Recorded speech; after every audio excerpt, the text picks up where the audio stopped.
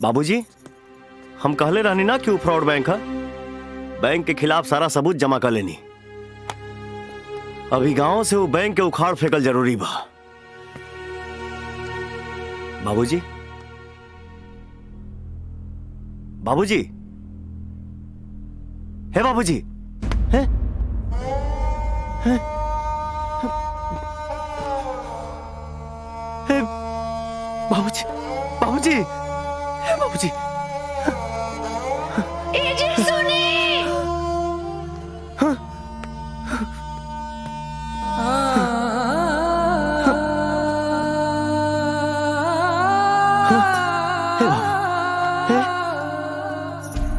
गुड़िया है?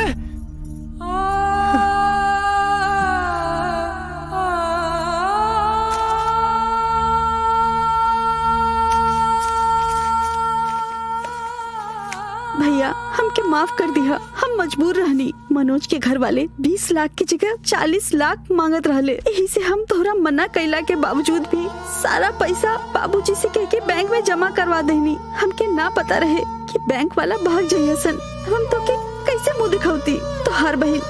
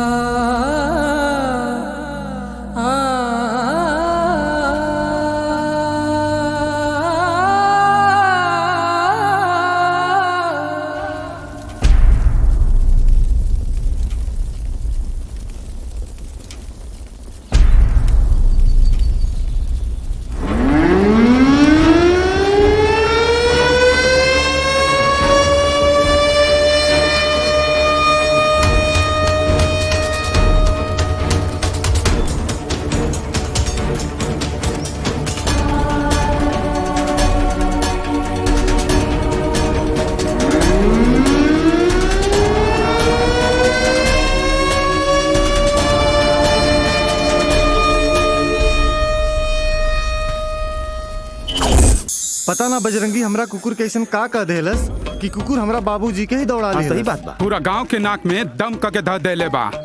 आज इनकर चल के कुछ ना कुछ फैसला हम सबके मिलके करे पड़ी। सही बोलते भाई। सही बात है। एके सजा मिले ही के चाहिए। आज एके छोड़ब ना। कहाँ बाड़ू अंजना चाची? कहाँ बाड़ू है बहन जी? बाहर आवो।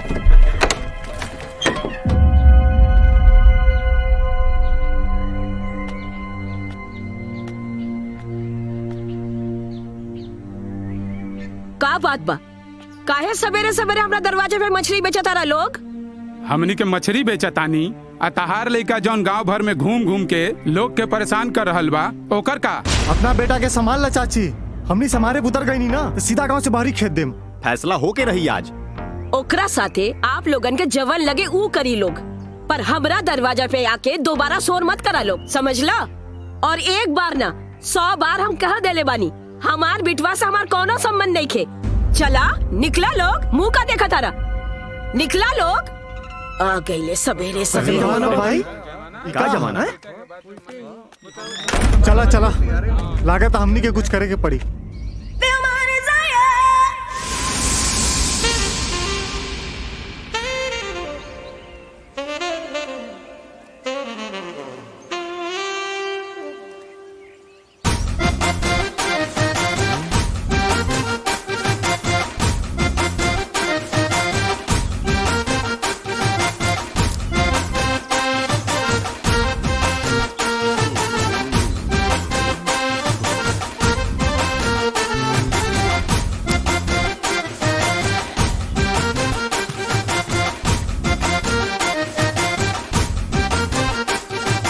का होता बजरंगी?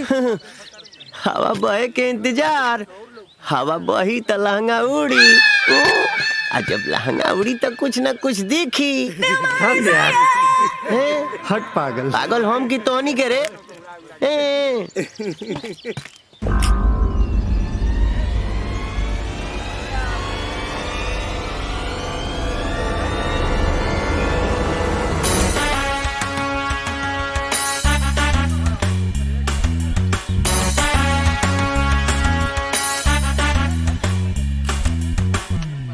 पता ना का सोच के तारा घर वाला नाम कोमल धैले बाड़ा, बस नामा कोमल बाड़ू। एक नंबर गुंडी बाड़ू, गुंडी तू। ए ज्यादा बोलबे ना गर्दन के नस काट दे। भीतर के सांस ना भीतर ही अटकल रह जाई। चल काम कर। ठीक बा। गुंडी हमरा के गुंडी बोल रहा। हाँ ये क्या होता कोमल? आ गई ला हमारे राजा जी। हाँ। ला सेब खा ला। अरे सारा विटामिन तो छिलको में होला, वह तो छिल देलू।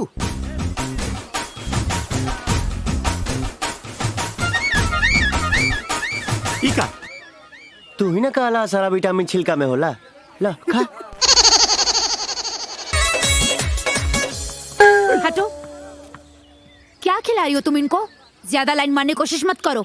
का है मुहर लगा के रख ले बाड़ू का? हाँ, हमार प्रसाद खाता ना, चुपचाप खाए दा। तोरा के कहा इतना तकलीफ होता? ये हमार चिप्स खाएंगे ना, हमार सेब खाई है। हमार चिप्स खाएंगे, हमार चिप्स खाएंगे। पहले आपस में फरियाल जा, नहीं तो हम दोनों के खा ले। हाय मोर राजा। तुम इनको किस काहे किए? ए होके वाला बतार के होके वाली जनानी हमरा के जवन चाहत रहल हम ले लेनी। अब तू चाट ला इनका के। हम कोनो मलाई बर्फ ना है कि तू लोग हमके चटबू जा। चाटे वाला और लोग है लाइन में, कबो है ने नजर फेर ला। रुक तोरा के बतावत तनी। का बोल ले? हाँ का बोल ले? हाँ जाके अपने बहन के चटिया। सुन ले बानी कि आजू 20 के हो गए बिया। हाँ ए मैडम, हमार बहन के बारे में तो हर बोले के हिम्मत कैसे भाई? छोड़। चलो चलो चलो राधा, जाते हैं दंगा हो। पर बजरंगी कोमल हमारी दोस्त है और दोस्त को मुसीबत में छोड़ के नहीं जाते। जाओ उसको बचाओ। भाई मर्द वाला कपड़ा पहन के खुद के मर्द बुझ रहल बड़ू। आज तुम्हारी मर्दानगी पूरे बाजार में दिखाई। जाओ। झगड़ा के लिए बा ऊ ना ऊ देखी हम का करी। अरे यार ई का बात करता रहा, कोमल अपन दोस्त है ना, तोहरा के बचाव के पड़ी। कैसे बचाई? 5-6 को बड़े सा हम वहीं के मारे लोग सारी। बजरंगी तुम्हारे में बहुत ताकत है, जाओ उसको बचाओ। बजरंगी तू जाने ला, एक बार गांव में सारा आइल रहे, क्या तना भड़कल रहे, तो अगर कैसे शांत कैला? ये तो 5-6 लोग बाड़े, इनका तो आराम से मार सकेला तू। और क्या वो लोग सांड से ज्यादा शक्तिशाली थोड़ी ना है। हाँ सही कहा था। क्या बात करते? अरे जा भैया जाओ। हम मार सकेंगे। अरे मार सकेला। जाओ बजरंगी जाओ। ए रुक जा लोग, हमरे दोस्त के छोड़ दो जा, नहीं तो सांड जी से मारेला ना वो सही मारो। फर्क रह गया।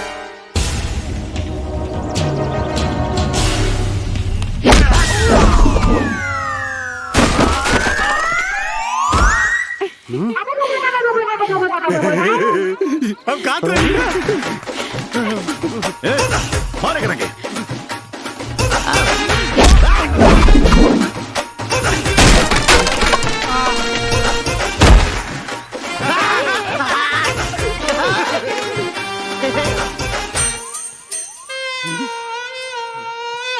हो गई। जो मार जो मारना जो मारना जो मरबे मरबे मार।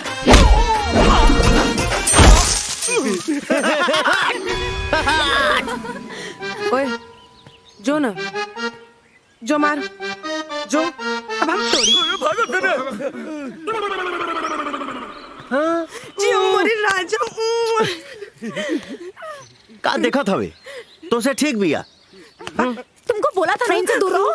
सुन ना, हम इधर आओ इधर आओ इधर आओ। अंग्रेजी में मारा मारी मत करो, भोजपुरी में मारा मारी करो, ठीक है? जैसे गौवा में लड़े लिसे ना रानी मंगजानी तोरी। अरे यार कुछ खट्टा खाए मन करता रहो। गाभिन बड़े का। एक काम कर, चल पूरा बगीचा झाड़ दिया। हाँ हम कैसे जाएंगे? और बगीचे की रखवाली तो कुत्ता करता है, कहीं काट लिया तो 14 इंजेक्शन लगते हैं और वो भी पेट में। पेट के चिंता हमारा ऊपर छोड़ दो, ओके हम संभाल ले। ऐसा बात पता चला आज झाड़ दिया जाए। अरे चलो, अरे चले चलो। चल चल चल।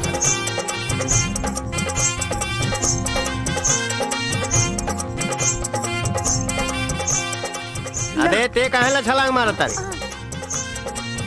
हाँ चलो। ये सबके 4-4 हो गई। सब बड़का तू ही खाइबू। हाँ अरे ये हमार जा ले ला। बाले सर चलो घर चल जाए। हाँ मोटू चल। का कह तारा हम जाई? हाँ जा चली। हम जाई? जा चली। हम जाई? ये आम हम तोहरे ला धोके लावत नहीं। हाँ रुकिए, बहुत वक्त हो गया, अब हमें भी घर चलना चाहिए। क्या हुआ? हमेशा घर जाने के नाम पे इतना उदास क्यों हो जाते हो? तू हर माई भी तोहरे शकल से नफरत करती ना, तब तोके पता चले। समझ में नहीं आता, भगवान ने आपकी माँ को किस मिट्टी का बनाया है? अपने ही बेटे से इतनी नफरत। माई के दोस्त मत द। जरूर हम ही कोनो गलती कैले हो खब, तबे वो हमसे चिढ़ल रहे ले। ए राधा, हाँ? का होता है? तोहरा के कितनी बार मना करनी ना कि पागल से नहीं खे मिले के? तोहरा दिमाग में बात नहीं खे घुसत का? एकर तब भाग्य खराब बा, तोहरो खराब करके धो दी। माँ, जो मुँह में आता वही बोल देती हो। तुम्हें पता है मैं इनको प्यार करती हूँ। तो तोहरा के पूरे गांव जवार में यही पागल मिलल हा? अगर तू हमार बात ना मनबू, हम शहर भेज दे। चला चला चल। माँ मेरी बात तो सुनो।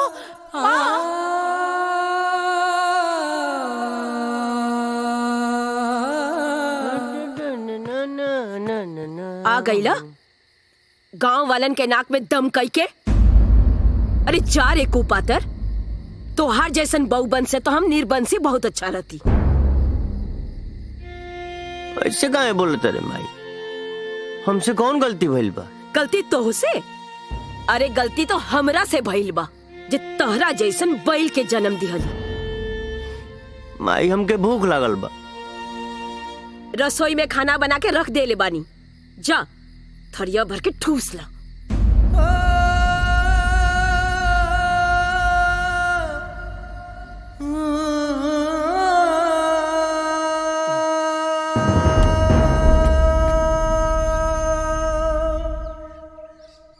फिर चल देला गांव वालन के नाक में दम करे।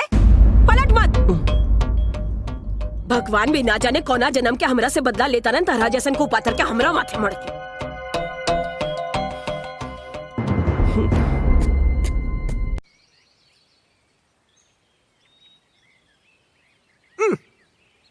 कहाँ रह गए रहला मर्दवा?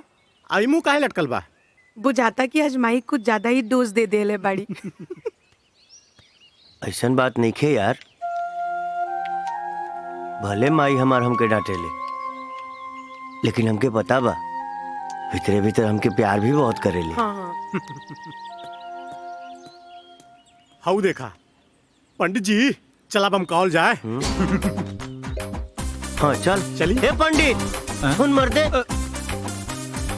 हे पंडित जी, हाँ हमार हथवा बहुत जोर से खजुआ था, तनी देख के बताओ तो का होके वाला बा। ए बेटा, तोरा तो आज कहीं से मोट पैसा आवे वाला बा। मोट? मोट माने कितना ना? अरे बेटा, कम से कम 10-20 हजार तो इवे करी। अरे वह बगली में अभी कितना बा? हमरा बगली में? हाँ 500 रुपया होई। तब निकाली ना, खोड़े खोड़े फायदा कराओ तनी। काहे के निकाली? निकाली? अरे निकाली निकाली, जल्दी निकाली।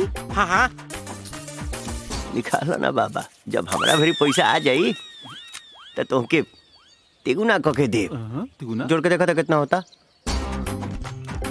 जोड़ा चल रहे। कम 5, 5 दूनी 10, 5 तिहाई 15।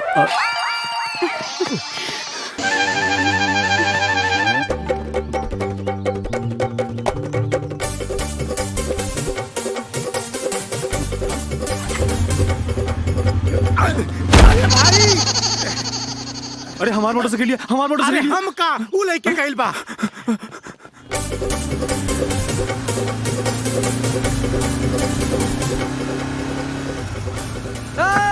रुका रुका रुका। 3 आदमी तो पहले ही से बैठल बाप, तो होके का मुड़िया पे बैठाई। हम बैठे खातिर गाड़ी थोड़े ना रुकनी। हाँ तारा नहीं के पता कि ट्रिपल राइडिंग पे चलान बा। हाँ ऊपर से रहुआ लगे हेलमेट नहीं के। चला लाइसेंस निकाला, चला। अब लाइसेंस तो नहीं खे। लाइसेंस नहीं के? ना। एगो काम कर, गाड़ी के कागज निकाला। वो नहीं खे। वो नहीं के? ना। गाड़ी के मालिक आ गइलन, जौन पेपर चाहिए इनके से मांग लो, ठीक बा? गाड़ी के मालिक? चल रे। कैसन पागल के गाड़ी दे दला है यार? अरे हम कहाँ देनी, वो तो खुद ही लेके भाग गई। खुद ही लेके भाग गई? एक नंबर के पागल बा, पूरे गांव के नाक में दम करके रख ले बा। मस्त बेवकूफ बनाई गई है। अरे भाई चलो बजरंगी चल। कहाँ तटे? रुका बजरंगी। रुका। काल हमरा बाबूजी के पीछे कुकुर काहे दौड़ू ले रहला? ये बात अपना कुकुरे से पूछ लेता, यहाँ आवे की जरूरत ना पड़ी। कारे बजरंगिया, तू हम सारा गांव वालन के चैन से ना जिए देवे के कोनो क्रिया उरिया खैले बाड़े कारे? एकरा के तो रावण कहे में भी रावण की अपमान बा। घर में महतारी बीमार बिया औरी अपन आवारा गर्दी करता। का हमरा माई के तबीयत खराब बा?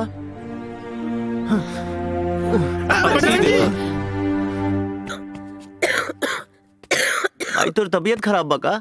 कुछ भइल बा तो से कोनो मतलब?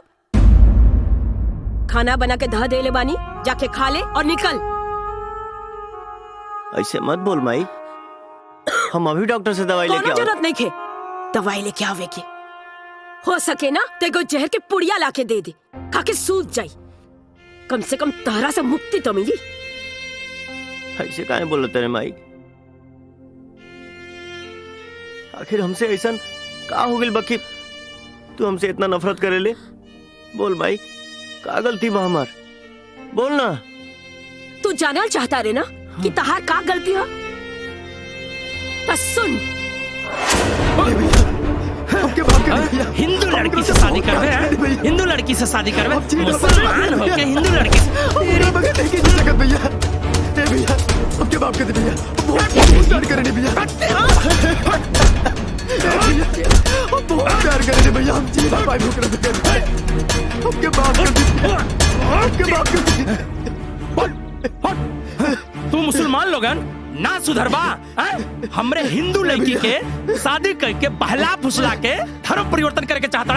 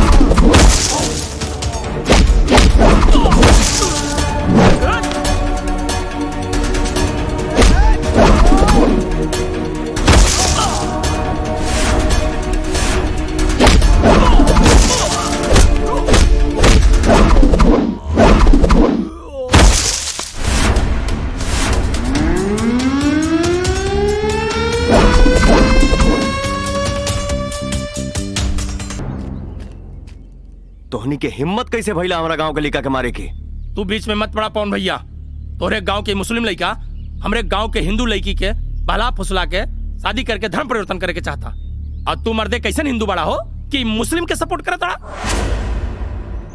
हाँ, हमके पता बाकी मुसलमान है और तू लोग यही सब में लगल रह जा। रहल बात धर्म परिवर्तन के, तो लड़की से पूछला हजा कि वो का चाहतिया। बुलाओ ओके। ई हमरा से जबरदस्ती धर्म परिवर्तन नहीं करे के चाहत और हम इनकरा से प्यार करीले। हम अपना मर्जी से इनकरा से शादी करे के चाहतानी और हम बालिग बानी। ई का बोलत बिया? दिमाग ठीक बा तोर? रुक जाई, सुन ले जा, एकर इजाजत तक कानून भी देला। अब आप ही लोग बतावा जा का सही बा और का गलत।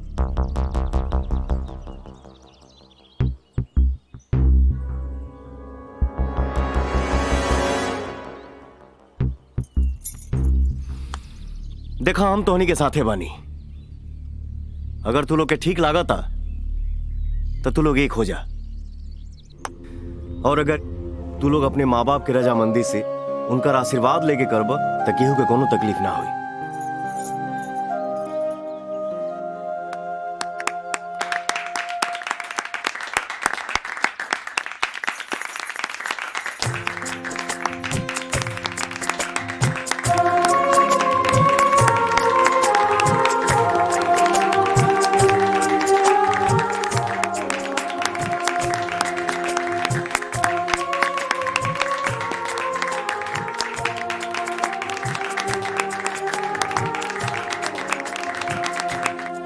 सॉरी।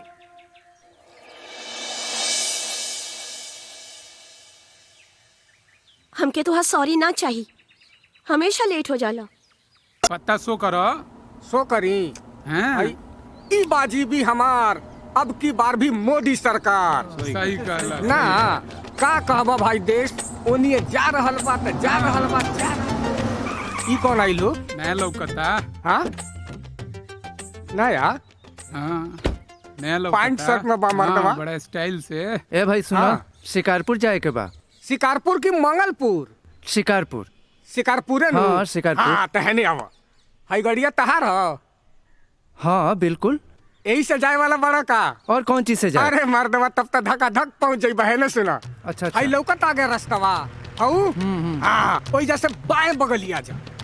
हाँ बाएं बगलिया के 2 किलोमीटर चलबा तो नौतनवा गाँव आ जाई। उ तो तारा पते बा, हाँ ना? नौतनवा गाँव से जैसे आगे बढ़बा तब पानी पटाए वाला पंपी सेटवा मिली। फुक फुक फुक फुक पनिया फेंकेला, हाँ ना? उ तो तू जानते बड़ा। हाँ वही जैसे आगे बढ़बा तब बड़का खरियान आई। उ तो तारा पते बा। अब भैया हमरे पता रही तो तारा से काहे पूछती? तब पता नहीं खे तो हमरा भरोसे निकल रहा है। इतना बड़हन गाड़ी लेके मर दे। रह दा, जा हो जा। अरे भैया रह दा, हम देख ले, हम देख अरे ले। ढूंढा ढूंढा एहसान करबा का? ए जब फसल बा पूरा खेला हमार एहसान करी है। बताओ भाई, भलाई के जमाना बा। नहीं भाई, हम नहीं, पता तो- बता बतानी, ई मालिक ना बुझाता ड्राइवर। साइड में लेना, थोड़ा ए ऊपर। मैडम, नया कुछ हो रहल बा का? कहीं तो पूजा करा दी। ए मैडम, काची की दुकान खुलल बा? ये दुकान ही बैंक है। अरे कौन बैंक मैडम? ये दे दनादन बैंक 3 महीने में आपका पैसा डबल कर देगा। डबल? वो भी 3 महीना में? हाँ। क्या बात है? तो ई ली हमारे 1000 के नोट आजो जमा कर। पहली 500। मैडम हमारे पास 200 है, जमा हो जाए ना? ए मैडम, हमरो पैसा जमा हो जाई। सबका पैसा जमा हो जाएगा, लेकिन आज नहीं कल। आप लोग कल आइए 10 बजे। अच्छा ठीक बा। ए चला लोग, बिहान 10 बजे आवल जाई हमनी के। आओ तनी मैडम जा। चला कल ज्यादा पैसा। चलो भाई, चलो। चला।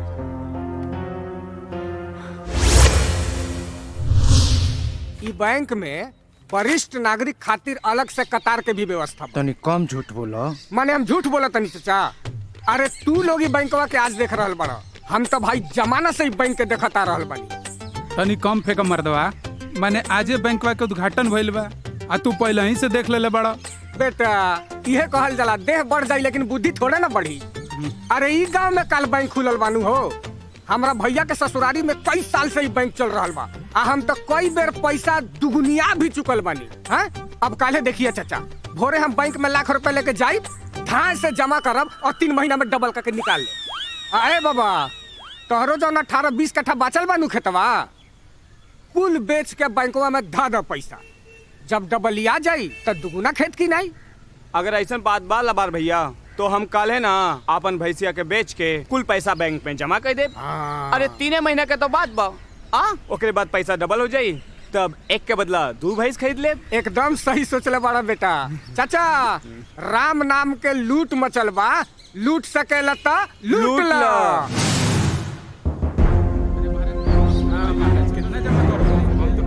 पूरा जमीन बेच के ले आई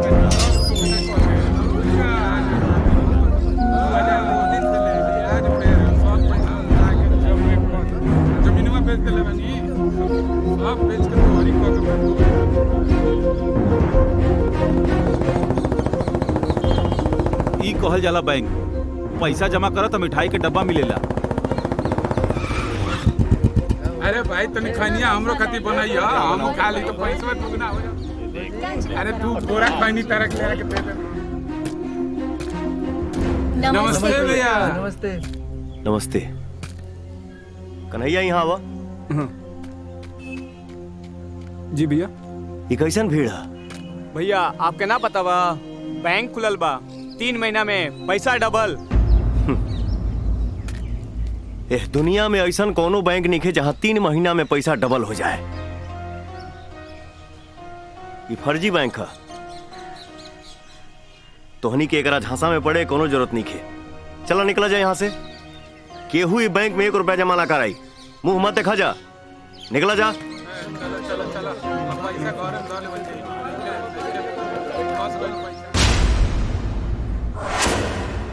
अरे कौन है ये आदमी?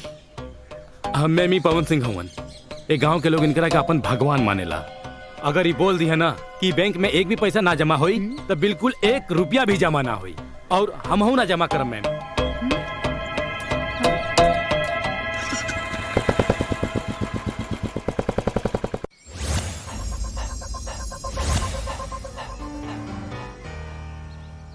क्या नाम बताया उसका?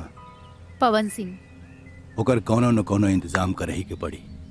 हम अपना बिजनेस चलाने के लिए शासन और प्रशासन के साथ हाथ मिलाते हैं, लेकिन लगता है दोनों फेल हो गए। अग्रवाल साहब टेंशन मत लो, सब मैनेज हो जाएगी। ये पवन सिंह ऐसी क्या चीज है जो गांव वाले उसके पीछे हैं? अगर ऐसे चलता रहा तो मुनाफा तो दूर, हम अपनी लागत भी नहीं निकाल पाएंगे। हम कहा था नहीं कि पवन सिंह के मार देता नहीं, सारा किस्सा ही खत्म हो जाए। चुप करा, तू नावे के बाहुबली बड़ा दिमाग तो तारा लगे चारा होना के नहीं खे। अग्रवाल साहब, पवन सिंह के गांव में बड़ा नाम और प्रतिष्ठा, ओकरा के मार देला से गांव में टेंशन के माहौल पैदा हो जाए, और हमनी के टेंशन के माहौल में धंधा ना जमा पाई। तो क्या चाहते हैं? एक छोटे से इंसान के लिए हम अपना बोरिया बिस्तर लेके चले जाए? ना ना, तनी वक्त के इंतजार करे के। जब समय आई तो पवन सिंह नाम के कांटा के भी उखाड़ लाल जाई। उखाड़ दो उसे, नहीं तो तुम तीनों को उखाड़ दूंगा।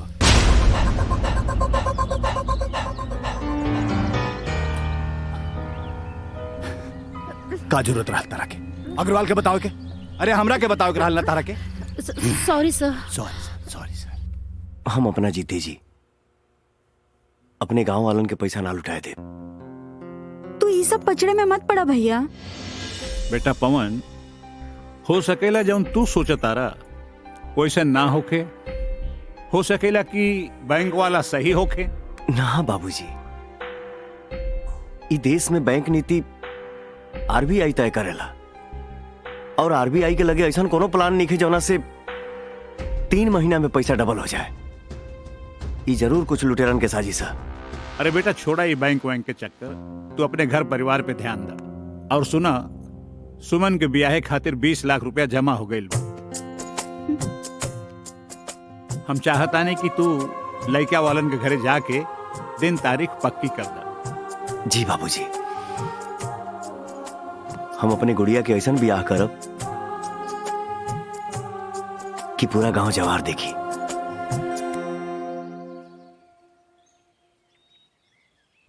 प्रणाम। अरे वकील साहब, आई बैठी। अचानक? अरे यार लली एगो क्लाइंट किया समय मिलल तो हम सोचली कि जात बेटी दामाद से मिलत चली। अरे तो बहुत अच्छा करी रहुआ ही घर है। अरे बिटिया। जी बाबूजी। अरे समधी जी खातिर चाय पाने लिया। अरे वो सब तो हो जाई, पहले ही बतावा कि दामाद जी इतना जल्दी में कहाँ जात रहलन। वो कहा कि बिटिया के ससुराल गए बड़े ब्याहे के दिन तारीख पक्का करे खातिर। अच्छा अच्छा। एक बात बताई, राउर वकालत कैसन चलत बा? अरे भगवान का शुक्र, बहुत बढ़िया चला। आज ले हम कोनो केस हल ली ना। रुकी रुकी, मदद करी पवन बाबू, ना तो हमनी बर्बाद हो जाई। का भइल?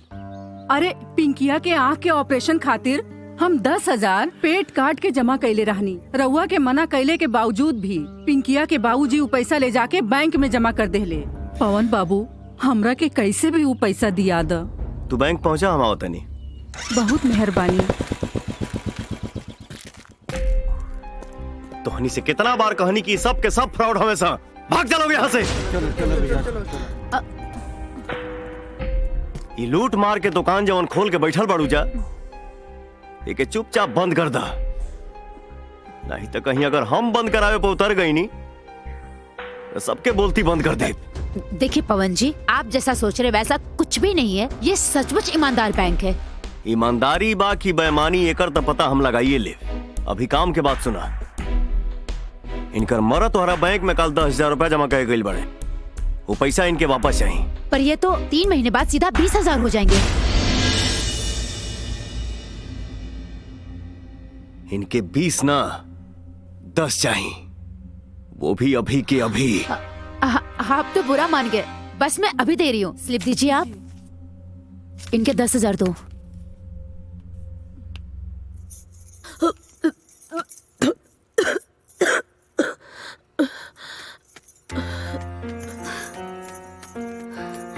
काबिल मुझी कुछ ना। अरे रवा रुकी, हम उल्टी रोके की दवाई लेके आवतानी। अरे सुना, ई दवाई से ठीक होके वाला रोग नहीं खे। का मतलब? मतलब तू बुआ बनने वाली बाड़ू। सच्ची? बाबूजी। का भाई? बाबूजी रवा दादा बने वाला बनी। सच? हाँ। अरे वाह, जय भगवान। भैया भैया, हम बुआ बने वाला बनी। हम गांव में बता के आवतानी।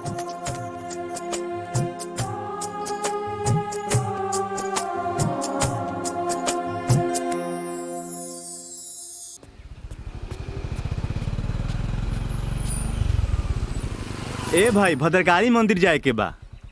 भद्रकाली मंदिर की कंकाली मंदिर? भद्रकाली मंदिर। हाई मोटरसाइकिल से जइबो? हाँ जी। हाँ तो ठीक बा। हाई चल जा सीधा, अगला सीधा के पाय मुड़ दिया। पाय अड़ी बटरिया, अरे बटरिया का कुछ पता है हमरा? पाय अड़ी बटरिया, अरे बटरिया सिंह के फिल्म लागला मर्दे। ए मर्दवा, हमारे इतना मालूम रही तो हम चल ना जोईती। अब कैला ना कायदा वाला बात। बियाह भइल बा? हाँ। आ केचा केची कएगो बा? 3 गो। हमारा भरोसा पैदा कैले बड़ा। ए मर्दवा, तू ऐसा काहे बोलत रहा? हम बोलत तनी, जब हाँ। लड़का हमरा भरोसा पैदा नहीं कैले तब पता का है हमरा भरोसा पूछे निकल गया मर्दे। अरे निकला मर्दे, हमरा कुछ और निकाले के जा मर्दवा, भले जा। पता नहीं कहां से चलो तरह से लुल्लू के पटा भाग।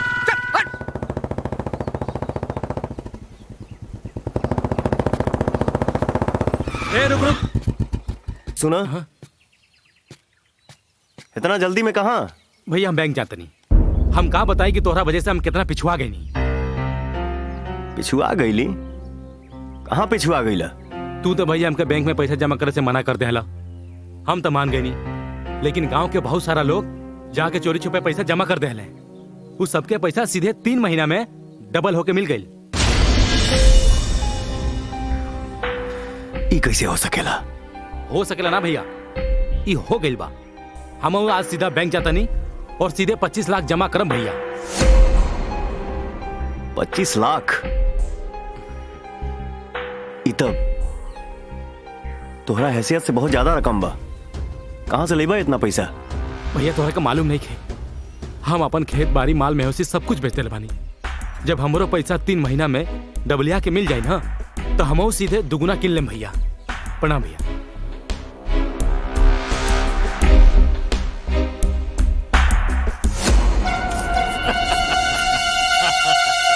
चलो ठीक है।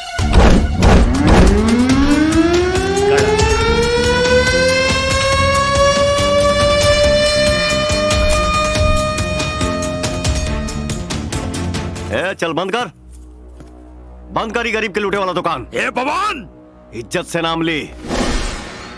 ऊंचा आवाज में बात करे वाला के हम जबान खींच लेनी। ए, होश में तो बाड़े थे। चुप। तो से बात करनी है, चुपचाप बैठ। सुधर जो नहीं तो सुधार देव। पवन है टंगरी धके बीचे से फाड़ देव। पुलिस के सामने बदतमीजी से बात कर बेटे। तुम्हारे पास सबूत है कि हमने फ्रॉड किया है? जब सबूत हो तो बात करेंगे। ना कम करेंगे ना बेसी करेंगे। जिस दिन मिल गया सबूत उस दिन तुम्हारी ऐसी की तैसी करेंगे।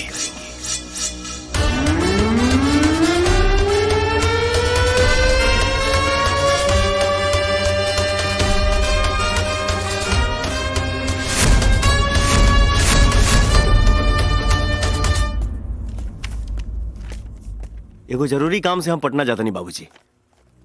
लौटे में 2-4 दिन समय लागी।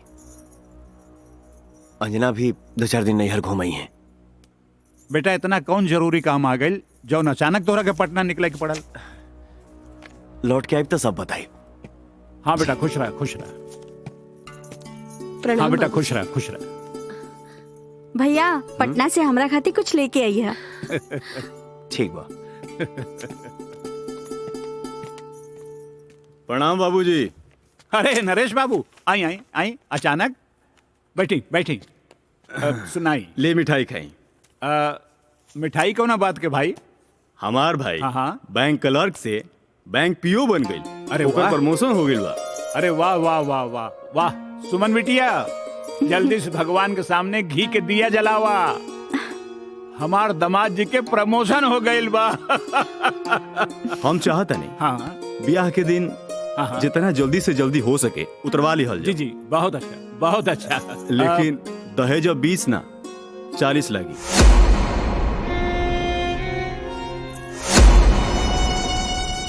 रउआ ये का कहता नहीं? कुछ गलत थोड़ी ना कहता नहीं महाराज। पहले रहल क्लर्क तो 20 लाख, अब हो गई पीओ तो 40 लाख। अब 40 लाख से भला कम का ली? जौन फैसला हुई सोच समझ के बता दी ताकि हम दूसरा जगह बात ना चलाएं। ठीक बा? प्रणाम प्रणाम प्रणाम। अभी 40 लाख कहां से आई?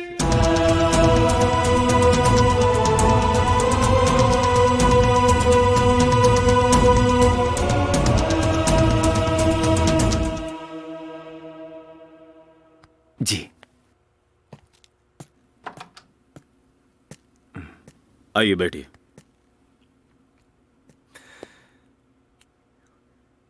सर हमारे गांव में एक बैंक खुला है जो 3 महीना में पैसा डबल करके दे रहे हैं। अच्छा। उसके बारे में हमको जानकारी चाहिए। ऐसा कोई बैंक तो है नहीं कि 3 महीने में पैसे डबल हो जाए आपके। वो कोई फ्रॉड लोग होंगे। बाहर से आप फाइल ले लीजिएगा। ओके सर, थैंक यू। सर मेरा फाइल। ये रही आपकी फाइल। Thank you. वेलकम। देखी महेश बाबू, इस समस्या जितना बड़ा बानू ओकर समाधान उतने आसान बा।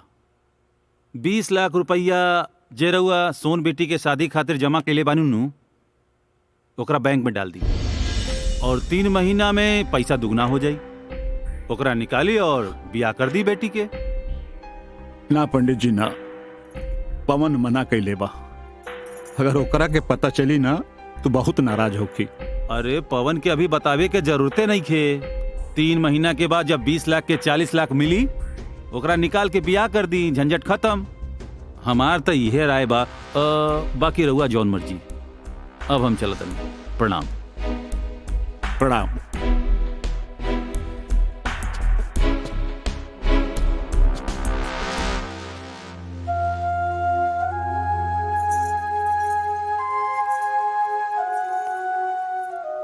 बाबूजी, पंडित जी बात ठीक है कहा तानी। गांव के सब लोग पैसा डबल कर रहल बा तो हमने काहे नहीं कर सकेनी? अब फिर बात सिर्फ 3 महीना के बा। जैसे पैसा डबल हो जाई भैया के बता दिहल जाई। ना बेटी ना, पवन बहुत मेहनत करके तोरा शादी खातिर पैसा जमा कैले बा। अगर कुछ हो गई ना तो हमनी के कहीं के ना रहब। पर हमार शादी मनोज से ना भइल ना तो हम न रहब।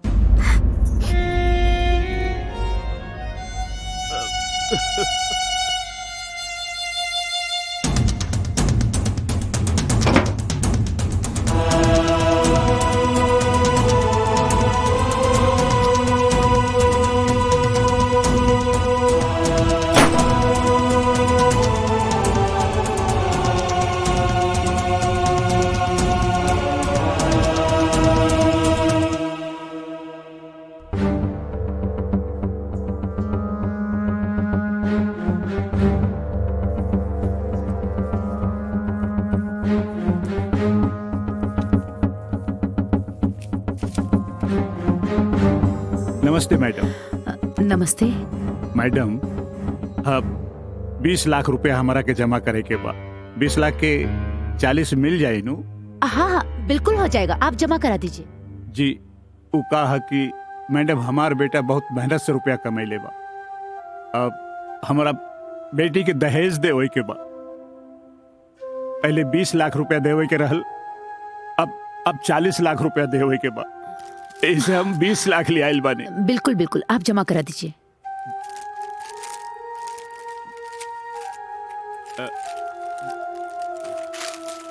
अब 40 लाख मिल जाए नु? हाँ हाँ बिल्कुल बिल्कुल। पक्का ना? हाँ बिल्कुल मिल जाएगा।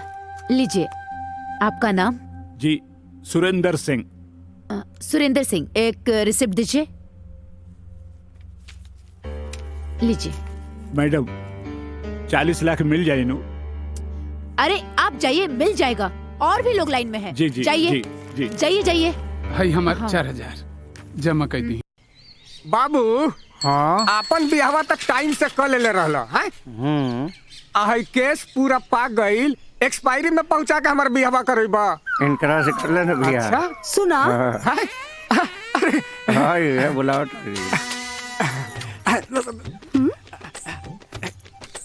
का हो? हमके उपेंद्र बाबू के घरे जाए के बा। उपेंद्र बाबू? हाँ। का काम बा उपेंद्र बाबू से हो?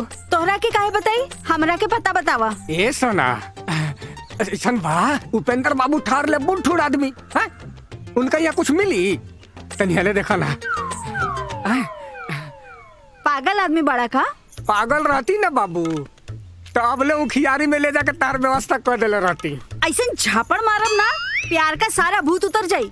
गदहा कहीं का। खिसियात का बड़ू बुढ़ापे में चलल बड़ा इश्क फरमावे। बाबू ए सुना, ए बाबू सुन ले ला, न चांद होगा न तारे होंगे, बुझाता इस साल भी हम कुंवारे होंगे। अरे बेटा का उम्र का लड़का सबका भी धक धका के बिया हो रहा है, हमारा नसीब में लगता है इस साल भी छुहारे होंगे। बैंक में 5 करोड़ रुपए जमा हो गए। रोजी बैंक में ताला लगा। अरे दादा ओ दादा, अरे हमार कुल रुपया चल गई। अरे ये पूरा गांव वाला के कुंडली बनौले रहनी हम, और ये बैंक वाला हमर कुंडली बिगाड़ के चल गई। हम तो अपन सब खेत बाड़ी बेच दें, अब तो ही सोचा कि अपने परिवार के पेट। दादा दादा हमारा का पता रहा है कि 1 नंबर का 420 निकल गया। अभी भाड़ा पूरी करे से कुछ ना होई, जितना जल्दी हो सके ना चला थाने चल जाओ। एकदम सही अरे सब चला जल्दी चला। हाँ चलो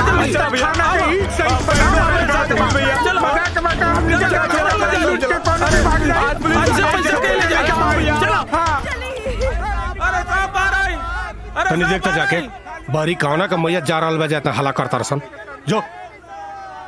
अरे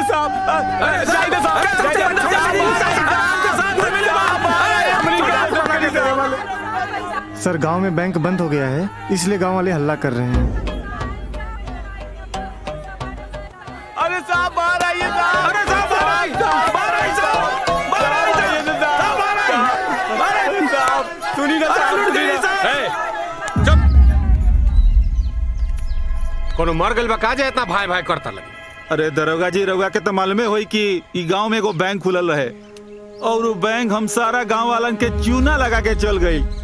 हाँ तो वो काम करे लगिन तो उन्हीं के सब जाने मिल के वो चुनुआ खा ला लगिन। अरे सुनले बारे चूना खइला से कैल्शियम बढ़ेला।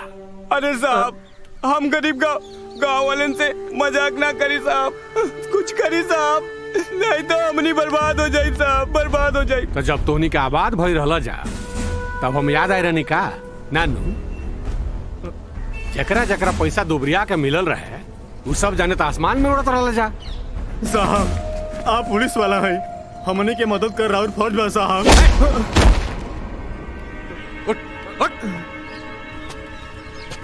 हमरा का हमार फर्ज बतेबे 154 धारा लगा के भीतर डालब, इतना ठोकब कि जौन मसीहा और हीरो बने के कोशिश करता रहनू सब पिछवाड़ा से निकल जाए। पुलिस से पूछ के पैसा जमा कैले रहला जा हैं?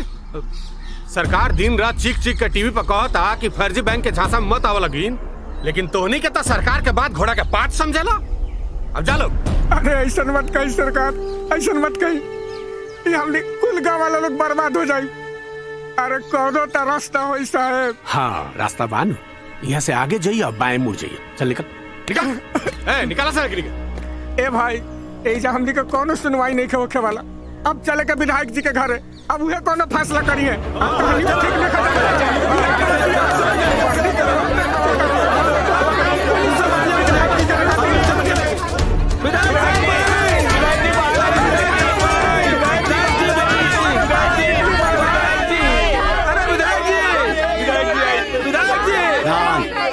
ध्यान दो जा लोग, कहा बात बा लोग, विपक्षी पार्टी के रैली निकलने बड़ा कहा हैं? अरे नाना विधायक जी, अरे रघुआ से मदद मांगे आयल बानी।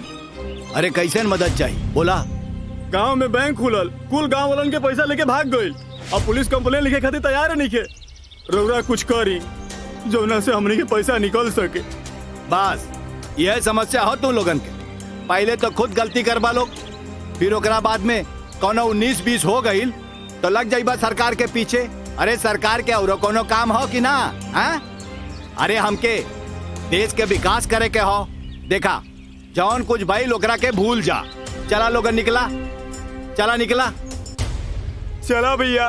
लागत है दुनिया में हम गरीबन के क्यों मदद ना करी। हाँ? अभी लड़ाई ना हमने खुद ही लड़ जाये। हाँ सही कहा तेरा।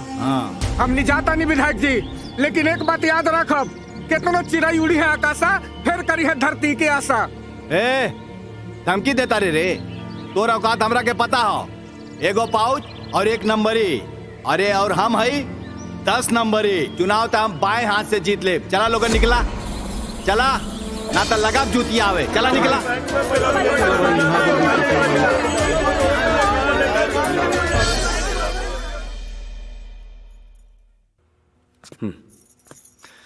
बाबूजी हम कहले रहनी ना कि वो फ्रॉड बैंक है, बैंक के खिलाफ सारा सबूत जमा कर लेनी। अभी गांव से वो बैंक के उखाड़ फेंकल जरूरी बा। बाबूजी, बाबूजी, हे बाबूजी, हे हे हे बाबूजी, बाबूजी, हे बाबूजी,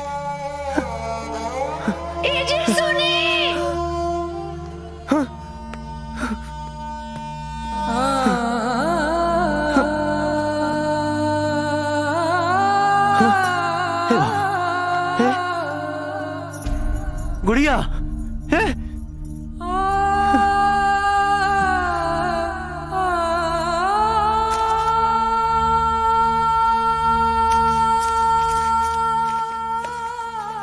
भैया हमके माफ कर दिया, हम मजबूर रहनी। मनोज के घर वाले 20 लाख की जगह 40 लाख मांगत रहले, यही से हम तोहरा मना कैला के बावजूद भी सारा पैसा बाबूजी से कह के बैंक में जमा करवा देनी। हमके ना पता रहे कि बैंक वाला भाग जाइसन, हम तो के कैसे मुंह दिखाती। तो हर बहन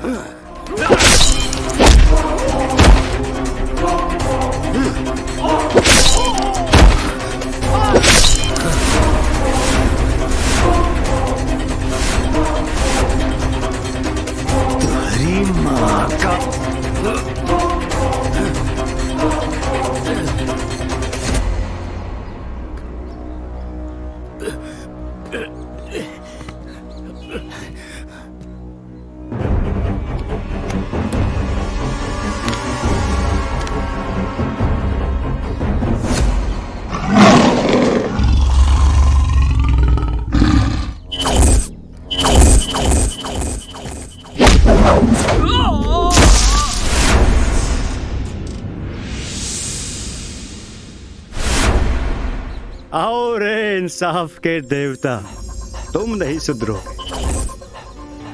अब आए हो तो वापस कैसे जाओगे? कुत्तन के भोकला से शेर अपन रास्ता ना बदलेला। हे, आज शेर के गले में कुत्ता के पट्टा डाल के कुत्ता बनाए सन। औकात से बढ़ के बात मत कर। लंका में खड़ा वाले रावण के लंका में रावण के, पर लंका में खड़ा के भाई तो देख।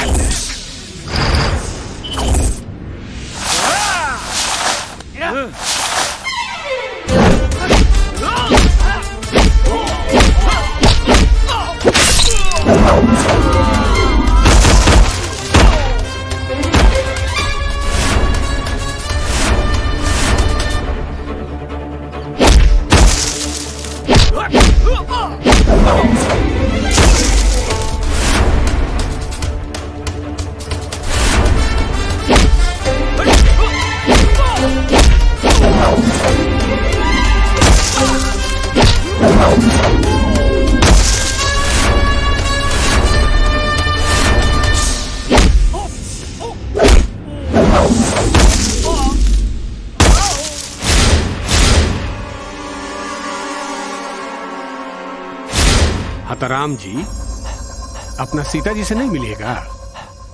अरे ले आओ रे सीता माता को। छोड़ो, छोड़ो।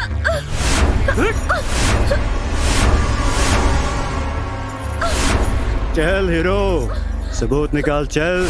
औरत के ढाल बना के कुत्ता लड़ेला। अच्छा हो गया ना, चल निकाल फाइल, निकाल फाइल। ते मरबे, कुत्ता के मौत मरबे।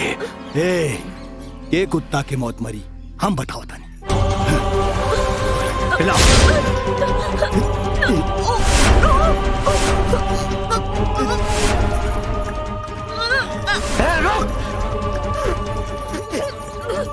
देता नहीं सबूत।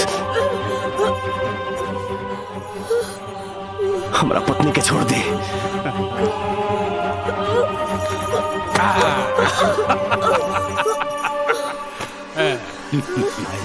तू चला। अरे तू जा।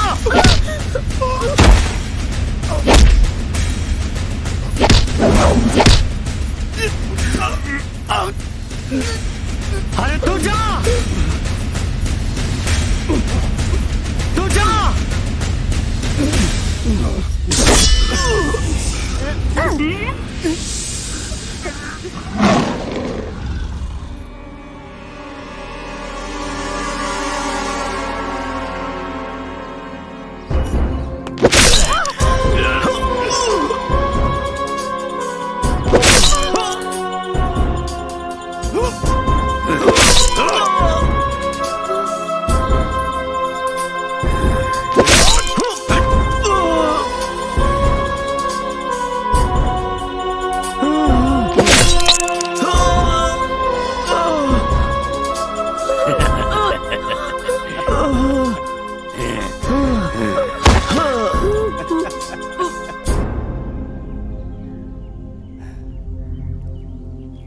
अपने शिप में डलवा कर इसे अरब सागर में फेंकवा दो।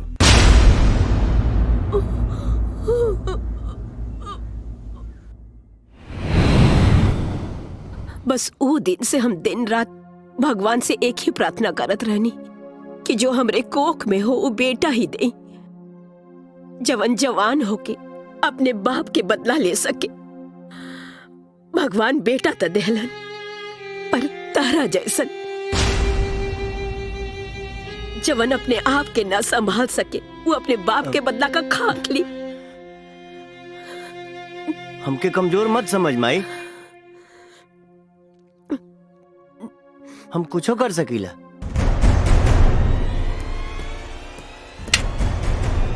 ये हवे तारा बाप के कातिल, का तू इनकरा के मार सकेला?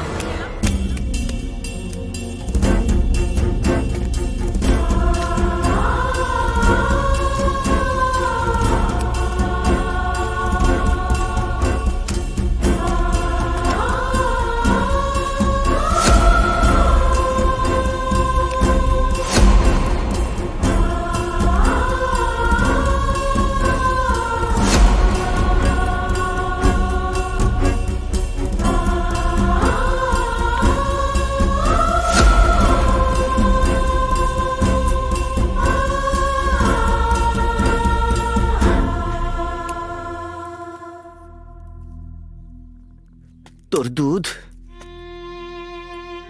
और अपने बाप के सौगंध, अगर ये चारों के नाम मरनी ना तो जीवन में तो के कबो अपन शकल ना दिखाई।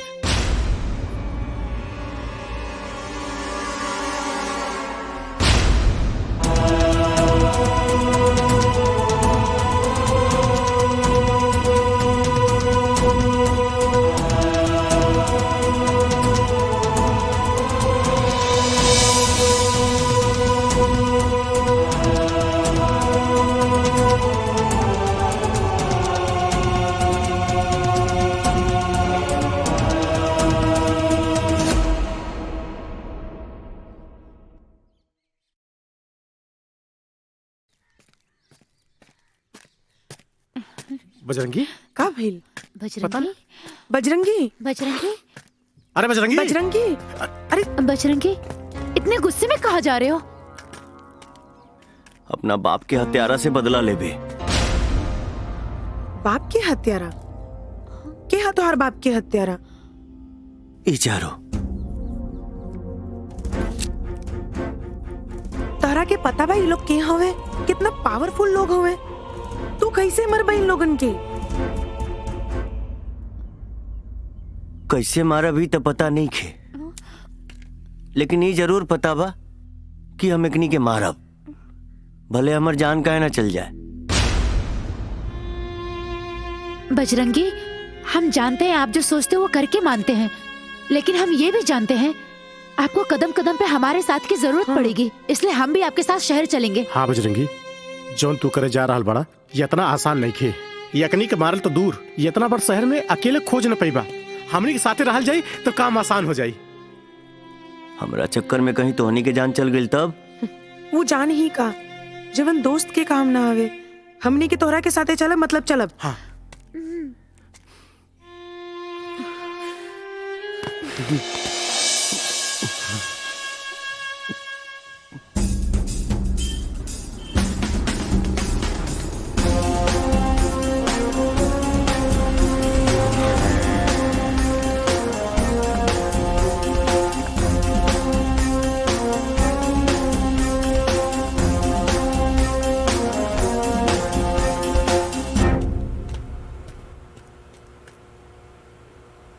चलो बजरंगी, तुम्हें लेंस दिलाते हैं, बिना चश्मे के तुम्हें सब साफ साफ दिखाई देगा। सचो? और ना तका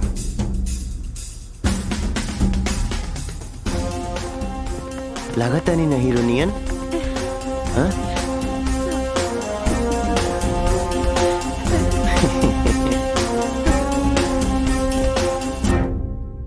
शहर में हमनी के पहुंच गई नहीं जा। अब तो एगो धमाका होके के चाहिए। ये पागल, फालतू में बेगुनाह लोग मारल जाई। राधा, समझावा ना इनका के। बजरंगी, प्लानिंग है प्लानिंग। अच्छा ठीक बा, आप समझ गए ना? अब तू मत समझाओ।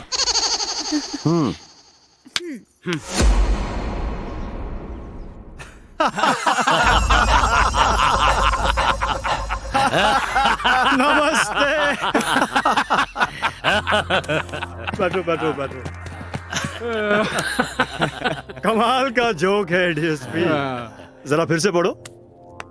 मरना तय है, पहले किसको जाना है आपस में सोच लो। नमस्ते। बाकी यार इतना साल के गुंडई में हमके पहली बार ऐसा धमकी मिलल बा। अरे यादव टेंशन काहे लेता रहा मर्दे। अरे हमनी के केहू अप्रैल फूल बनवले हो की वो सरवा जून के महीना में। इतना हल्के में ना ले, न तो कोनो दिन केहू आके मार के चल जाई। चुप मरे जूता से। अरे चाचा सही तो बोल रहा है, नहीं तो सारा बिजनेस हमको संभालना ना पड़ेगा। सुधर बतू, तुरंत हा टंगड़ी गधा कहीं के। हमें मारने वाला अभी तक इस दुनिया में पैदा नहीं हुआ। अरे टेंशन मत लो लोग, कौन सिरफिरा हुई मजाक कैले हुई। अरे चिंता छोड़ा लो, देखा हमनी के इतना दिन बाद मिलल बानी जा, तो बोतल सोतल तो खुले के चाहिए, पार्टी तो बनती है। अरे ऐसा रूखी सूखी पार्टी तहलो के मुबारक। हम तो पार्टी मनाए रात में, और वो भी हमरा स्टाइल में। चाचा हम ताजा रात के हमरा पार्टी में। अरे यादव लइकन के बर्बाद कर देवा। ए जा बोतल लेके आओ जो। ए ते खड़ा खड़ा मुंह का देखे तक जो गिलास लेके आओ जो। चलो चला तू लोग जा बाहर जा लो हाँ जा लो तू लोग। चाचा अकेले अकेले चल भाई।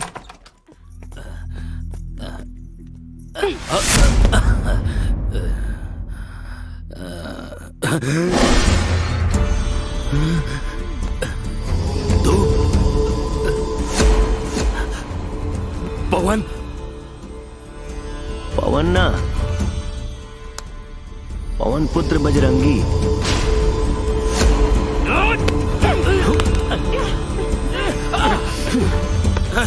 नहीं छोड़ दम के। हमरा बाबूजी के ते ही मरले बड़े ना। अरे बतियावे में टाइम वेस्ट मत कर बजरंगी, मारा इनका के। मारो बजरंगी, ये वही आदमी है जिसने तुमसे तुम्हारे पिताजी को छीन लिया। अरे देखत का बड़ा मर्द मारा के रखी। मारो बजरंगी,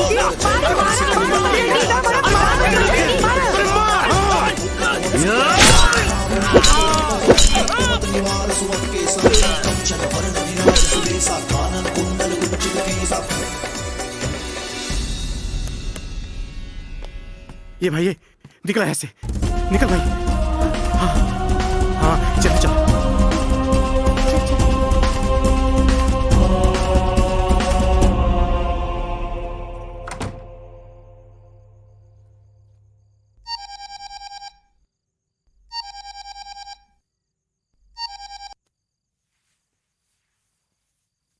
हेलो भाई तोर एगो दुश्मन खत्म। ते कहत रहलिस ना हम कुछ नहीं कर सकत। अब बस खाली आगे आगे देखत जो। एक बात बोली माई, अब हमसे नफरत ना करवे ना? हाँ बोल माई, अब हमार शकल देखबे ना? माई बोल ना रे, बोल ना।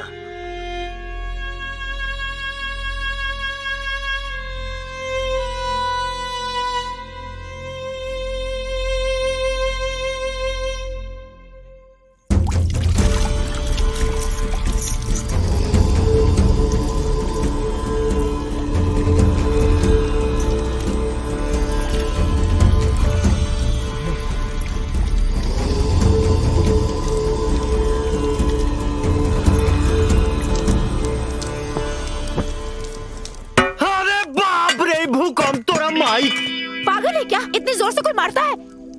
देख कितना खून निकल रहा है। ओहो, इतना सारा खूनम खून हो गई। चल बजरंगी अस्पताल लेके चल जाए। चल मैंने मारियो दलुआ दवाइयों करो भाई बू। ए हीरोइन समझाना अपना हीरो के। अरे भाई भाई भाई भाई ये अस्पताल चला ना।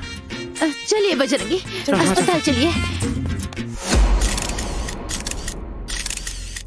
हवलदार एक एक चीज के ठीक से तलाशी ला, कोई भी चीज छूटे के ना चाहिए और इलाज के पोस्टमार्टम के लिए भेज दा। ठीक बस सर।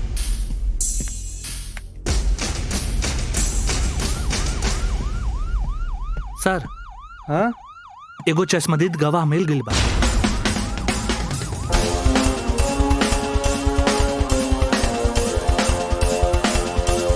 गजब हाल भाई अस्पताल के, सब कुछ भगवान भरोसे चल रहा बा। बतावा 8 बजे से यहाँ खड़ा बानी, कौनो डॉक्टर सुधैले वाला नहीं खे। 8 बजे से आकर यहाँ किसी पे एहसान नहीं किए हो। हम अपना मरीज को लेकर 7 बजे से यहाँ बैठे हैं। हम तो कोई हल्ला नहीं किए हैं। झूठ काहे बोला तारू? हमने के यहाँ 9 बजे से बैठल बनी जा। अरे यार समझावा इनका के चुप रहे। एक शब्द और बोल लेना तो हम आपन कपार फोड़ ले। चुप।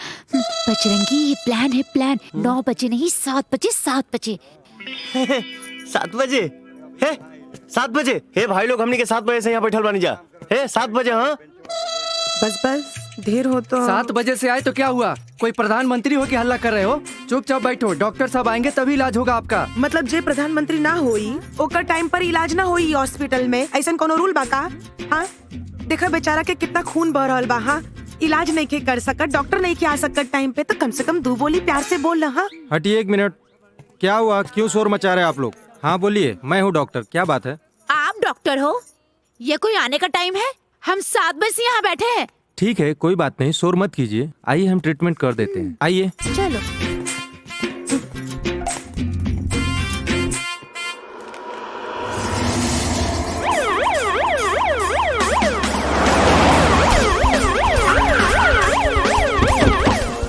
पकड़ो इसे। अरे कहाँ लेके जा रहे हो इन्हें? अरे का कहले बाड़े?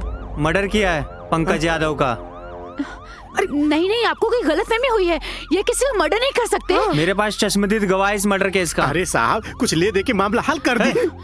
जो कुछ कहना है कोर्ट में आके कहना। लेके चलो इसे। अरे बजरंगी, अरे साहब, अरे साहब, इंस्पेक्टर साहब सुनिए। सुन ली।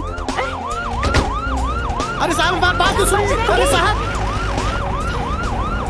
अब का कही जाए? चलो।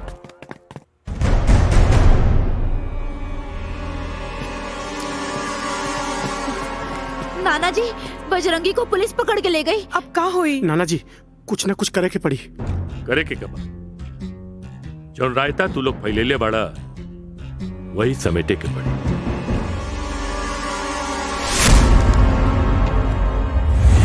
मशहूर बिजनेसमैन मनोज यादव की हत्या के जुर्म में जिस व्यक्ति को गिरफ्तार किया गया है, लोग बता रहे हैं वो निर्दोष है। क्या पुलिस इस मामले में वाकई में महज खानापूर्ति कर रही है? फिर वाकई में मासूम सा दिखने वाला बजरंगी ही हत्यारा है। आज बजरंगी की कोर्ट में पहली पेशी है। देखते हैं अदालत से क्या निर्णय आता है। पल पल की खबर।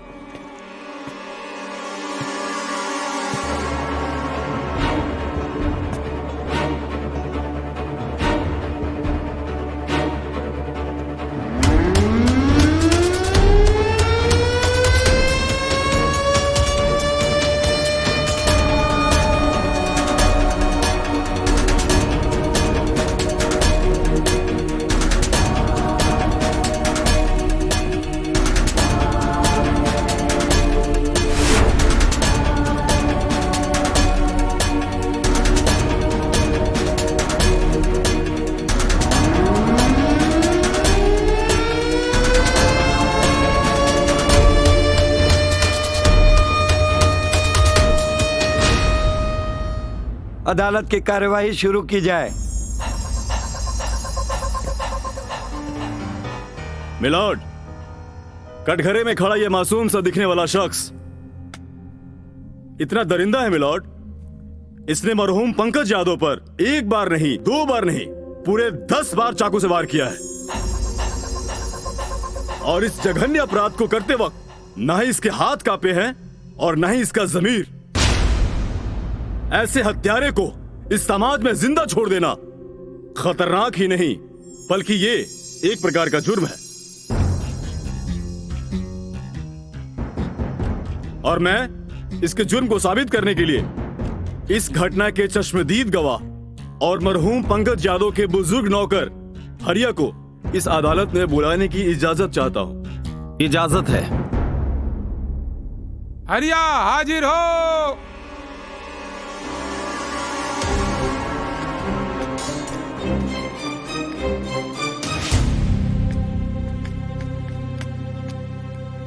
अदालत को पूरी बात बताइए। आगे क्या हुआ था उस रात? क्या देखा आपने? जज साहब, अंदर जब प्रोग्राम चल रहा था तब मैं वहां से बाहर निकला। सामने देखा तो 2 लड़कियां खड़ी थी। मैं उनसे बात करने लगा। इतने में मेरे मालिक की चीखें सुनाई दी और मैं वहां से भागा और खिड़की से झांक के देखा तो ये आदमी मेरे मालिक को चाकू से मार रहा था साहब, और मुझे चक्कर आ गया और मैं गिर गया।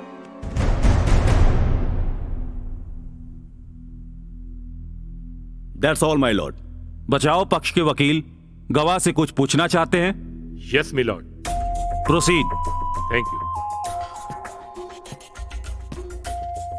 तो हरिया जी, जिस दिन आपके मालिक का खून हुआ जी, उस दिन आपने मेरे क्लाइंट को खिड़की से उनका खून करते हुए देखा। तो जरा ठीक से देखकर बताइए कि क्या यही वो आदमी है?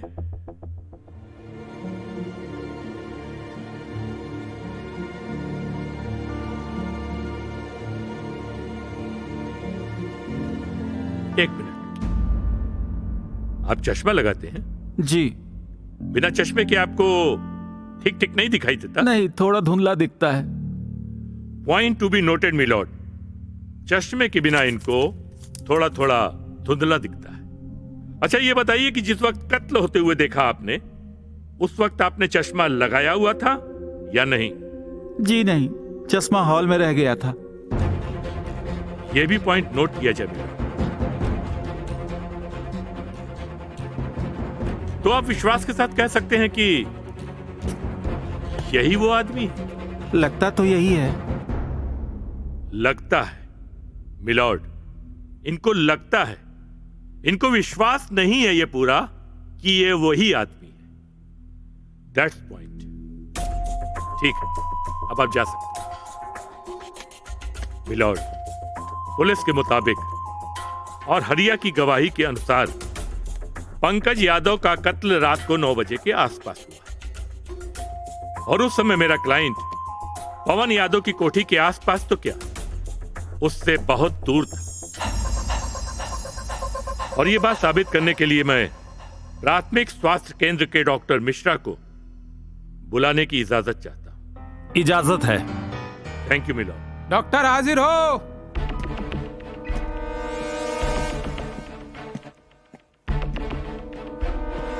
नमस्ते।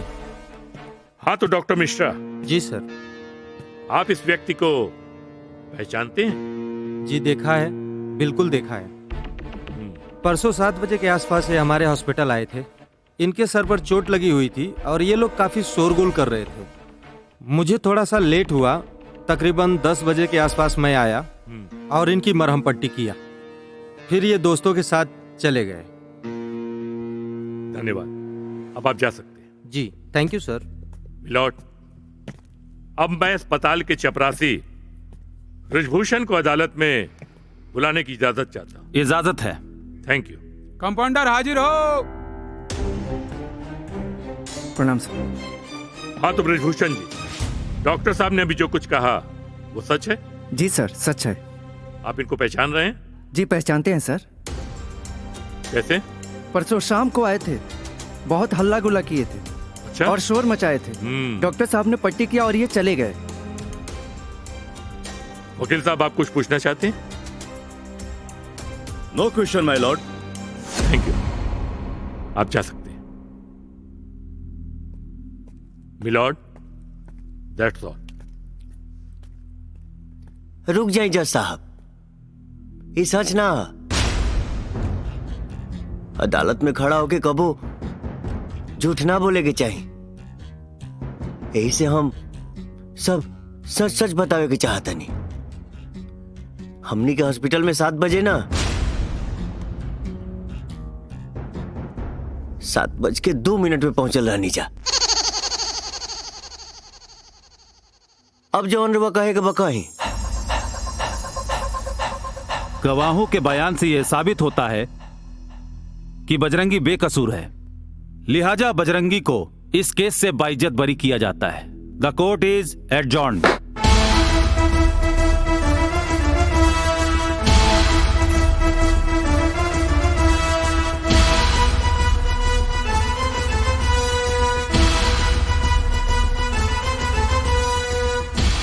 चार गो में से एगो गइल, अब आगे के जाई आपस में तय कर ला जा। ए हीरो, धमकी ना। हमनी के मारल तो दूर, हमनी तक पहुंचे में तारा के छट्टी के दूध याद आ जाई। गाय के दूध सुन ले बानी, भैंस के दूध सुन ले बानी, यहाँ तक कि बकरी के दूध सुन ले बानी। ये छठी के दूध कौन जानवर के हरे? बहुत किस्मत वाला बाड़े थे। हमनी के अपन किस्मत अपना हाथे लिख के अपना जेब में रखे नहीं जाओ। और हम वो जेब में काट लेवे नहीं। प्रणाम।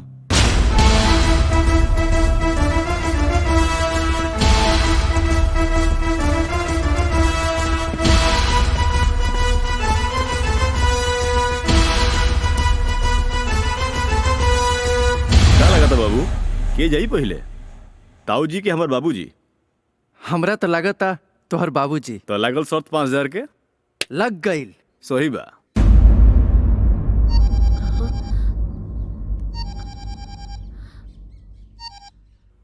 बाबूजी प्रणाम।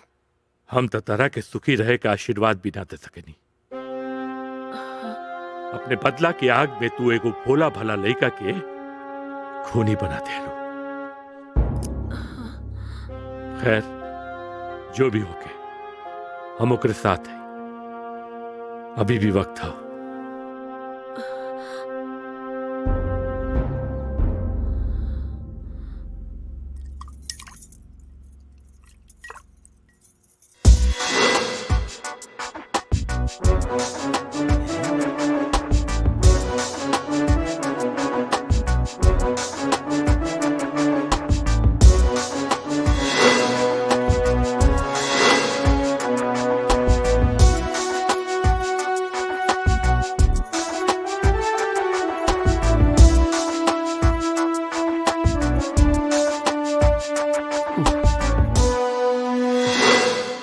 ला पी ला, दर्द कम हो जाई। दा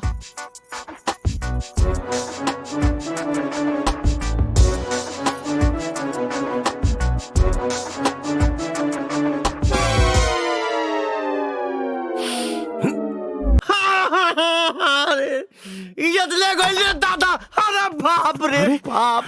का भाई? अरे बजरंगी,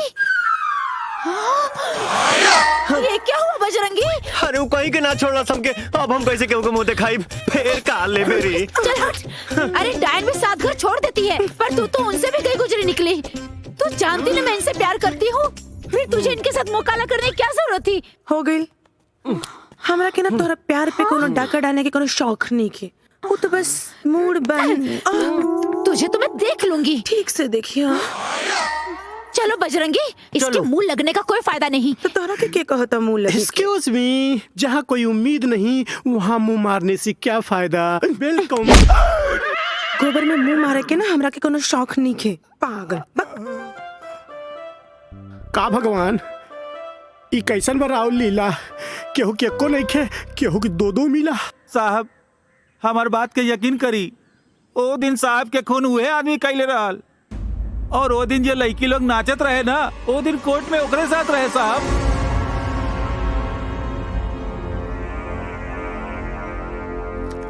मैंने कहा ना तू ऐसे दूर रहे। अरे होने का ध्यान देता रू। दूर रहो हमसे।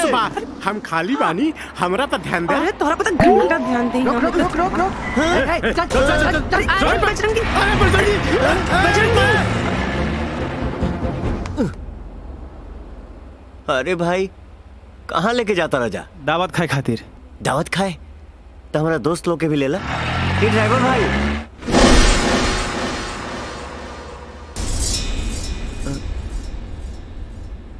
ठीक बा, हम अकेले ही चलब।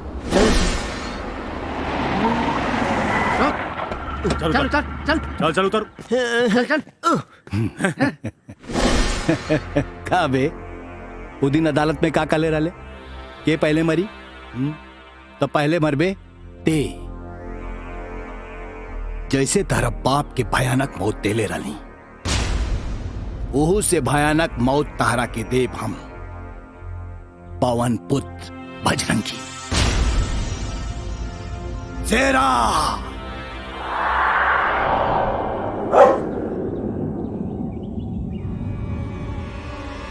जा, शेरा चीर फाड़ के रख देख रखे। जय हनुमान ज्ञान गुण सागर, जय तू लोक उजागर, भागवत अतुलित बलधामा, अंजनी पुत्र पवन सुत नामा, महावीर विक्रम बजरंगी, कुमत निवार सुमन केसरी, कंचन वरण विराज सुबेसा, कानन कुंडल कुंचित केसा, हाथ वज्र और ध्वजा विराजै, आगे भूल जने साजे, शंकर सुमन केसरी नंदन, तेज प्रताप महाजगवंदन। बजरंगी आप ठीक तो है ना? हाँ राधा, ही देख देखना, हे कोमल, ही देख भाई, आज हम अपने बाप के दूसरे कातिल के भी मार देनी। ये बात हमार माई जानी तो कितना खुश हुई। क्यों को ना छोड़ब, सबके मार दे। क्यों को ना छोड़ब, सबके मार दे। बस बजरंगी शांत। चलो बजरंगी, चलो चलिए यहाँ से। चलो।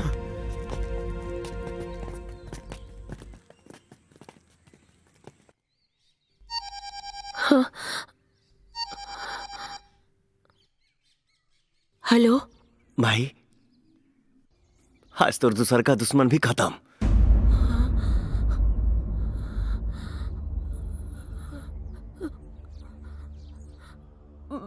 बेटा,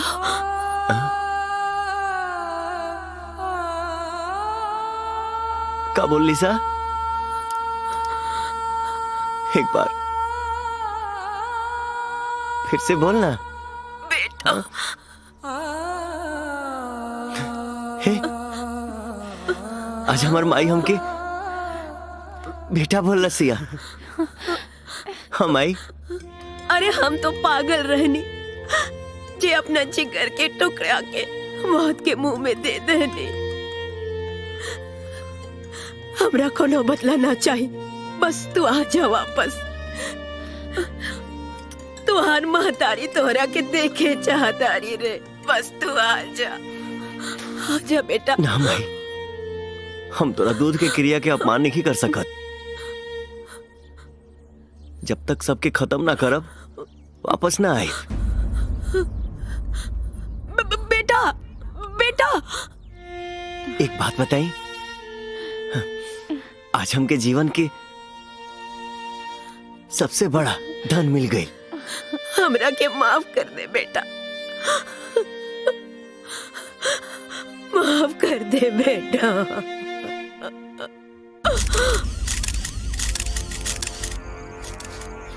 मनोहर। यस सर। अच्छा से तफ्तीश करो, कौनो सबूत छूटे के ना चाहिए। ओके सर। क्विक। विक्रम, हम 100% श्योर बानी की हादसा ना हत्या आई। हत्या वो बजरंगी के कैला।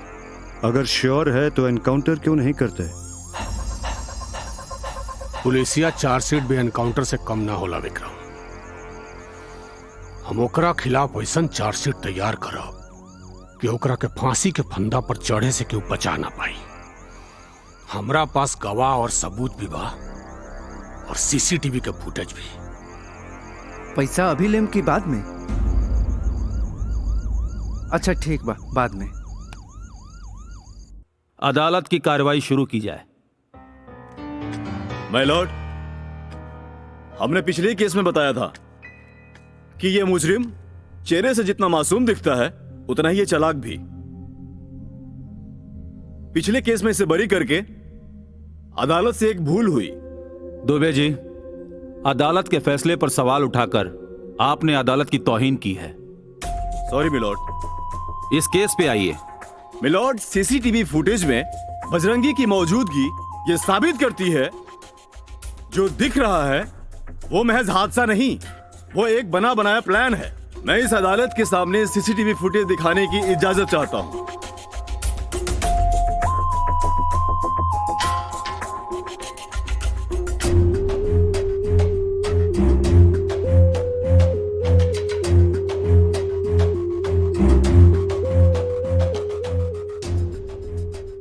मिलॉर्ड, मेरे पास इस कत्ल के 2 और चश्मदीद गवाह हैं। मैं उन्हें अदालत में पेश करना चाहता हूं। इजाजत है। दोनों गवाह हाजिर हो।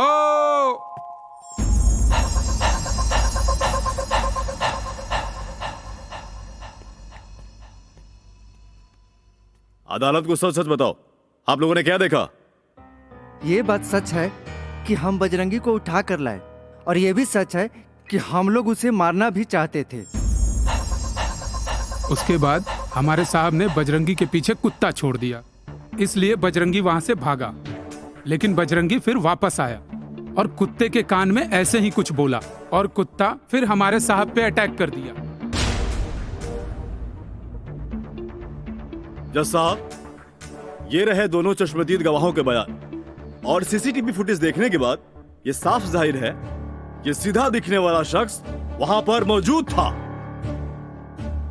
मैं अदालत से दरख्वास्त करता हूं कि मुजरिम को कड़ी से कड़ी सजा दी जाए। That's all, my lord. बचाओ पक्ष, आपको कुछ कहना है? Yes my lord.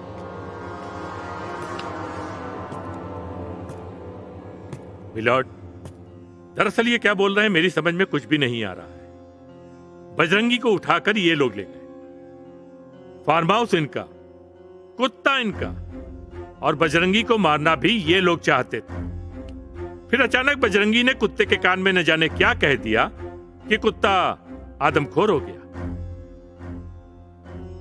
एक बात मेरी समझ में बिल्कुल भी नहीं आ रही है। किसी भी कुत्ते को ट्रेंड करने के लिए 2-3 महीने का वक्त चाहिए। बाकी सर आप तो खुद ही ये सब समझ। जज साहब हम भी कुछ कहना चाहते हैं। इजाजत है। कुत्ते को अदालत में बुलाया जाए और मैं उसके कान में कहता हूं कि जाओ जज साहब को खा जाओ। अगर वो आपको खा गया तो हम गुनहगार हैं। Order order. तमाम सबूत और वीडियोस देखने के बाद यह अदालत इस नतीजे पर पहुंचती है कि बजरंगी कहीं से भी गुनहगार नहीं है। इसीलिए यह अदालत बजरंगी को बाइज्जत बरी करता है। द केस इज डिसमिस।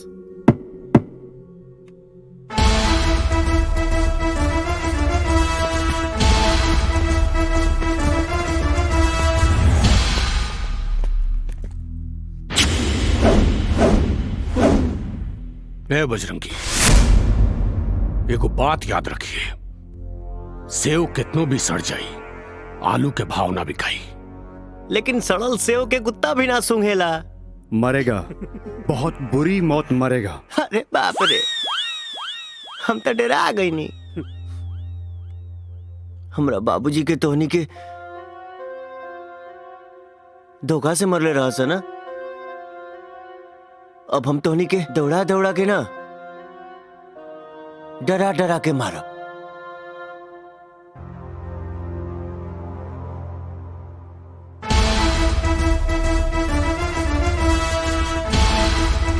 प्रणाम।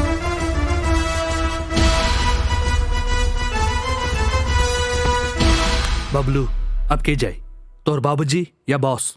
हमरा तो बुझाता हमर बाबूजी। अच्छा चल लगल। ओके। बड़ा जल्दी बा बाप के सराद खाए के। चल।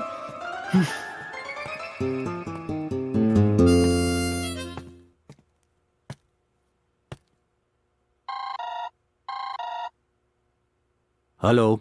जय हिंद सर, मैं राणा बोल रहा हूँ। बोलो। सर वो 1-2 दिन से मेरी तबीयत कुछ ठीक नहीं लग रही है। अब कुछ दिन रेस्ट चाहता हूँ मैं। ठीक है, तुम आराम करो। तुम्हारी जगह मैं किसी और को देखता हूँ। थैंक यू सर। सोहर 2 नंबर के पार्टी आइल बा, अंदर बुला ली।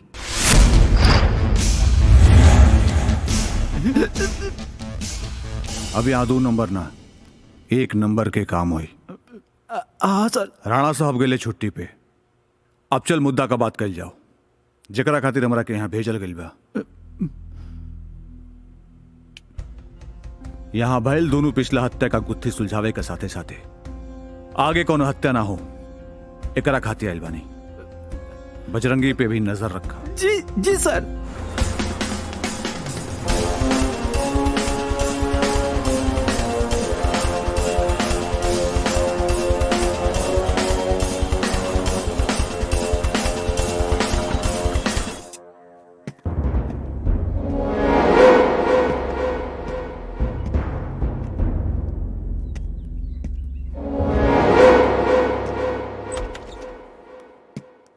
क्या हुआ, कुछ पता चला? कुछ पता नहीं के चलत यार कि राणा कवना बिल में जाके छुप गइल बा। उ थाना में आइल नवका दरोगा के भी हमनी के ऊपर शक हो गइल बा। अब ना हमनी के एक एक कदम फूक फूक के रखे के पड़ी। तू कहे के का चाहता रू कोमल? हम पुलिस से डरा के घर में बैठ जाएं?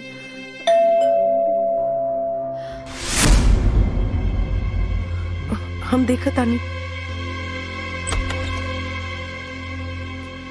तू के बाड़ू? मैं रोजी हूँ। के रोजी? तुम लोग जिन गुनहगारों को ढूंढ रहे हो उनमें से एक मैं भी हूँ। मतलब? तुम्हारे पिताजी की जिन जिन लोगों ने हत्या की थी उनमें एक मैं भी थी। लेकिन भगवान ने इस बात की सजा मुझे दे दी है। उन्होंने मुझसे मेरे हस्बैंड और मेरे बेटे को छीन लिया। वो मेरे गुनाहों की सजा थी। मैंने उसी वक्त से गुनाहों से हमेशा के लिए तौबा कर लिया। मैं अपने हस्बैंड और बच्चे की कब्र पर हर बुधवार को प्रे करने जाती हूँ।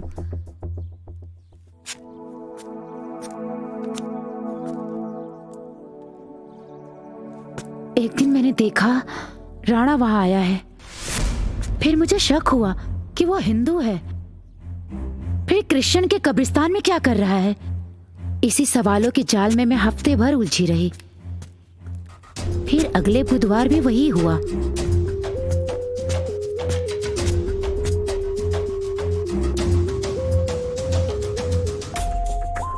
राणा वापस वहीं दिखा।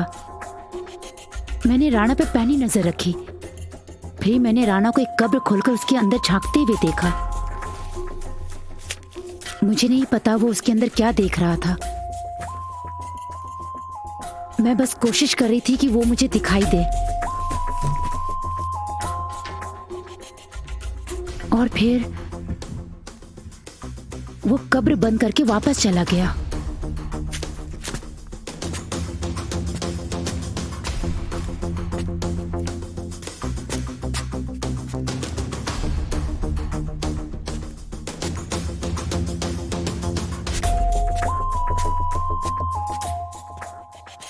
मुझे राणा की यह हरकत अजीब लगी।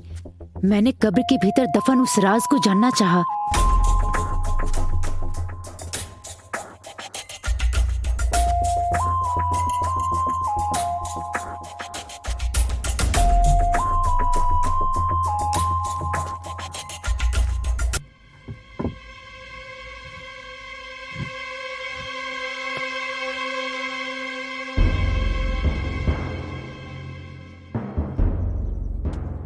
मैंने कब्र खोला तो देखा राणा का सारा काला धन उसी कब्र में मौजूद है, जिन पैसों के लिए हमने भगवान जैसे तुम्हारे पिताजी की जान ली। कि तभी मैंने अखबार में तुम्हारी फोटो देखी। तुम्हें देखते ही लगा वो देवता मेरे गुनाहों की माफी देने खुद तुम्हारे रूप में वापस आया है। अगर राणा को बिल से बाहर निकालना है तो जाके देख लो, अभी भी कब्र में उसके पैसे मौजूद हैं। उस पैसे को तुम लोग निकाल लो, वो खुद ब खुद बाहर आ जाएगा। और हो सके तो मुझे माफ कर देना।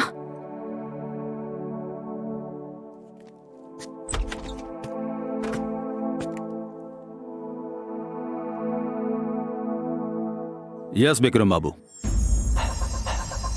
तुम हमारे बारे में क्या जानते हो एसपी? आप इस देश के जाने माने बिजनेसमैन हैं। गलत। मैं सरकार का रिमोट कंट्रोल हूं। हर पॉलिटिकल पार्टी मेरे पैसे से सरकार बनाती है। जब मैं सरकार बना सकता हूं तो सरकार गिरा भी सकता हूं। मेरे दो आदमी मारे गए और तुम्हारा डिपार्टमेंट हाथ पे हाथ धरा बैठा है। कान खोलकर सुन लो, मुझे वो बजरंगी सलाखों के पीछे चाहिए, वरना तुम सबका ट्रांसफर करा दूंगा मैं। डोंट वरी, बजरंगी बहुत जल्द ही सलाखों के पीछे होगा। यह वर्दी केवल खाकी कपड़ा नहीं है, यह कसम है समाज की। इसकी हिफाजत करने के लिए ही हम इसे पहने हुए हैं। जी सर, मुझे अपनी कसम भी याद है और वर्दी के साथ किया गया वादा भी। अगर इतना ही याद है तो 2 हत्या करने वाला मुजरिम अभी तक पकड़ा क्यों नहीं गया? सर, जिसे आप मुजरिम कह रहे हैं, मेरे ख्याल से समाज और सिस्टम का सताया हुआ इंसान है, और जिस इंसान को कानून से इंसाफ नहीं मिलेगा वो कानून तोड़ेगा ही। ओह शट अप! एक पुलिस वाला होकर तुम गुंडे की तरफदारी कर रहे हो। राणा को प्रोटेक्शन दो, ज्यादा से ज्यादा फोर्स लगाओ, और ध्यान रहे उसे एक खरोच नहीं आनी चाहिए, समझ गए? जी सर। यह है हमारे देश का कानून, लूला भी और लंगड़ा भी। चलो चोरों के घर पहरा देते हैं। Move it.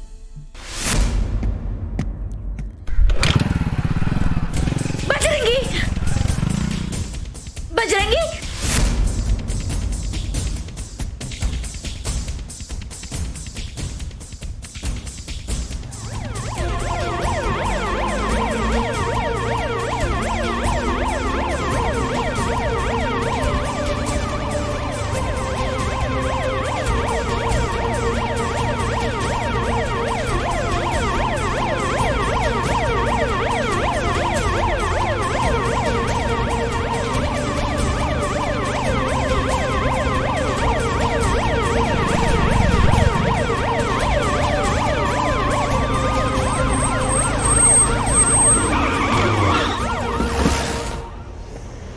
हेलमेट उतारो।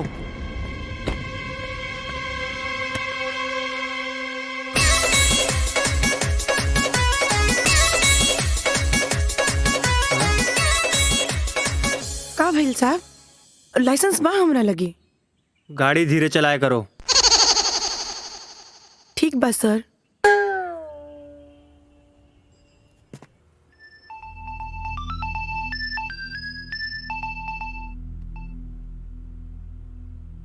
हेलो। अरे डरपोक, पुलिस वाला के पुलिस के जरूरत पड़ेला का? ए बजरंगी, हमरा कोनो पुलिस फोर्स के जरूरत नहीं है। तनी खिड़की से बाहर तो देख।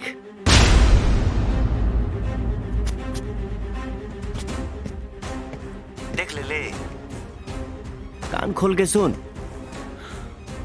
इतना मेहनत से जौन हराम के पैसा जमा कैले बड़े ना, अगर वो चाही हमरे लगे आजो, नहीं तो पूरा पैसा में आग लगा दे। बजरंगी, रुक रुक, देखते हमरा पैसा का हाथ मत लगाइए। तो बोल हमरा कहाँ हुक्बा, एड्रेस दे हमरा के अब। पैसा हम कहाँ छुपौले बनी तो सिर्फ हमरा पता बा, एकरा कैसे मालूम हो गइल?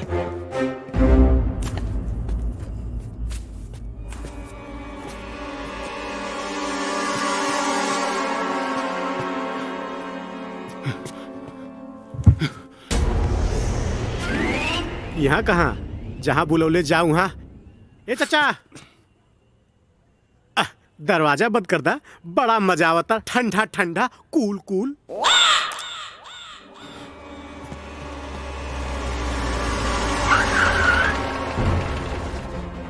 सर राणा का लोकेशन पता चल गया सर, सीधा बता रहा है सर।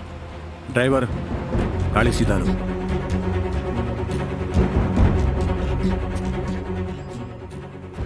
सर आगे से लेफ्ट। यहाँ से लेफ्ट ले लो। लेफ्ट। बजरंगी, ला हमारा पैसा दे। हैं?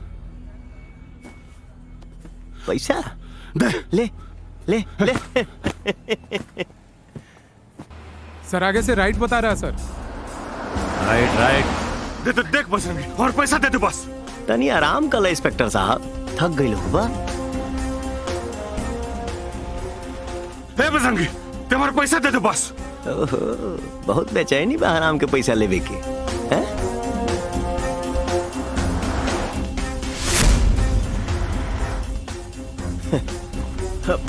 ले।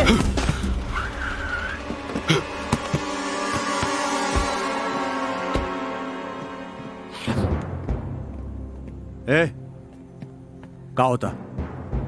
यहाँ पे का होता? और ये बैग में कहा? सर आपे खोल के देख ली ना। हवलदार। यस सर। बैग खोला, खोला।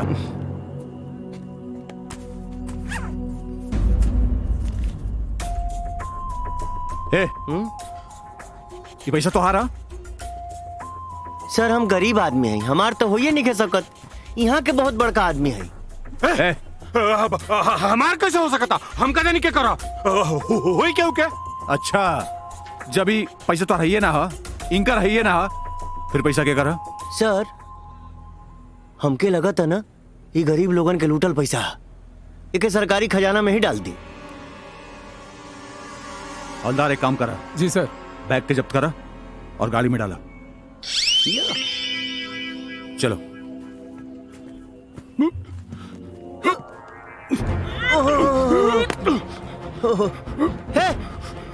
हमके लगा था इनके अटैक आइल बा।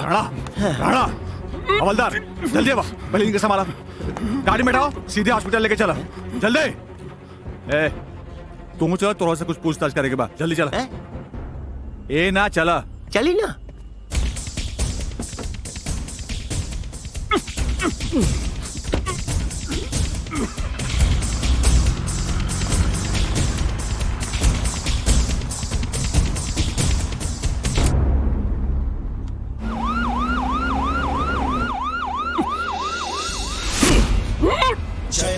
इंस्पेक्टर साहब, पहले बोली गड़िया तेज चला के का भाई। जल्दी चलाओ, तबीयत खराब हो रहा है। सुतनामा महावीर विक्रम बजरंगी कुमत निवार सुमत के संगी कंचन वरण विराज सुबेसा कानन कुंडल कुंचित तकलीफ होता है। हाँ, बोला था ड्राइवर साहब, तनी तेज भगावा।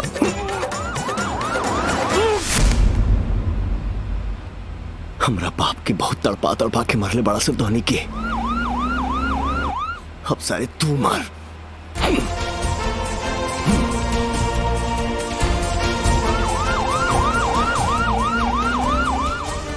अरे लागत हॉस्पिटल आ गई।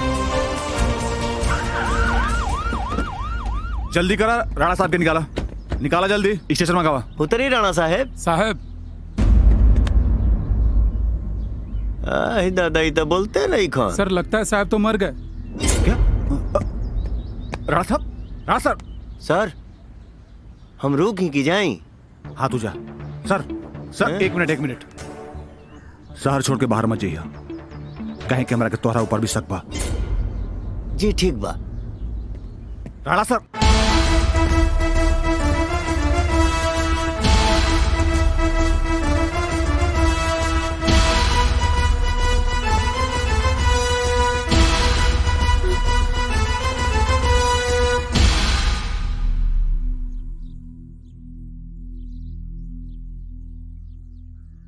वाह बजरंगी, कितनी खूबसूरत जगह पे लेकर आए हो, कितना अच्छा लग रहा है। बस हो गई, अब घरे चला। क्यों, कुछ काम है क्या? हाँ। क्या? अरे वो जैसे कोमल कैले रहे ना, क्या? वैसे तू करो ना। छोड़ो मुझे, छूना मत।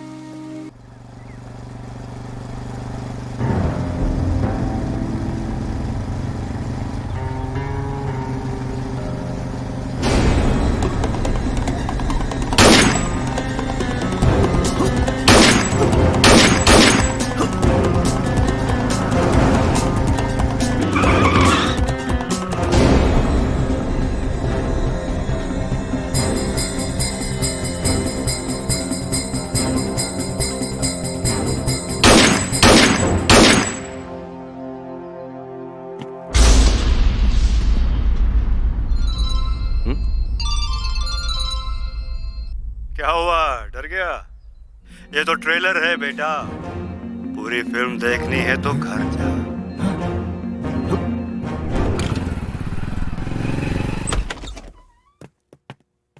कोमल!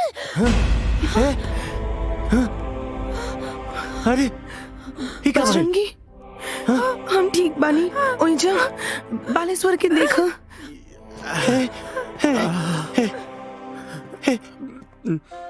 हे भाई, हमरा के माफ करता भाई। हम तोर साथ ना दे पोली भाई।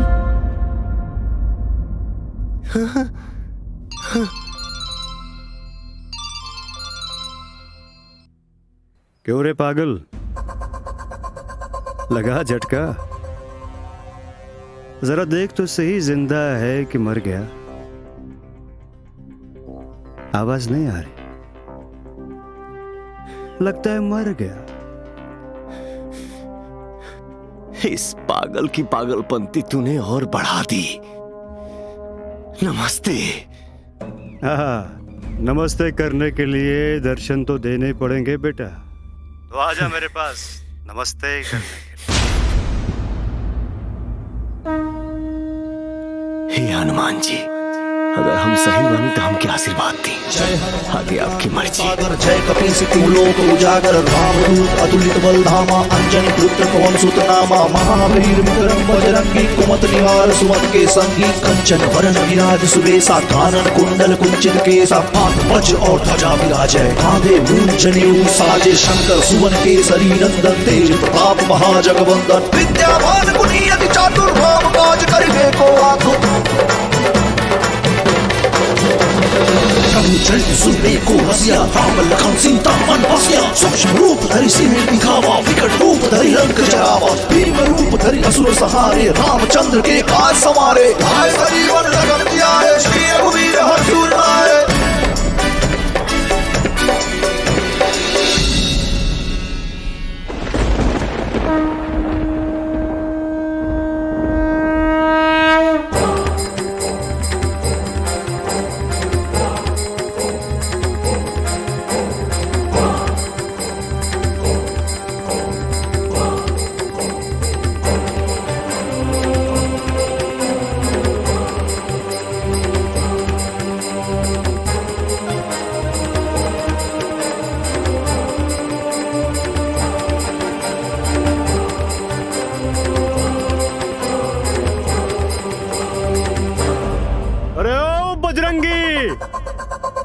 कहाँ रह गया रे?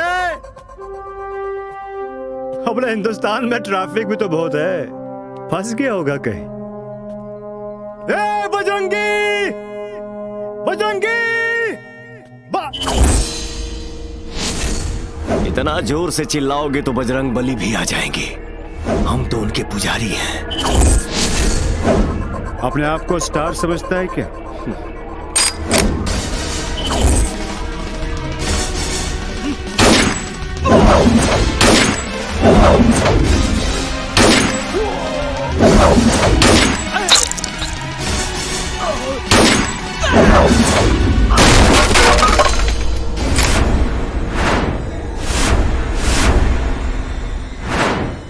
स्टार ना,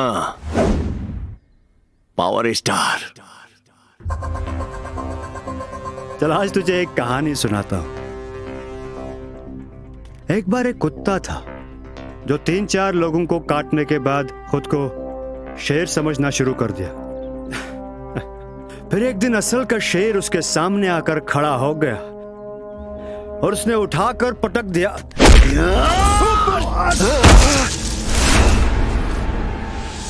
ये लाइन तोरा ऊपर एकदम फिट बा।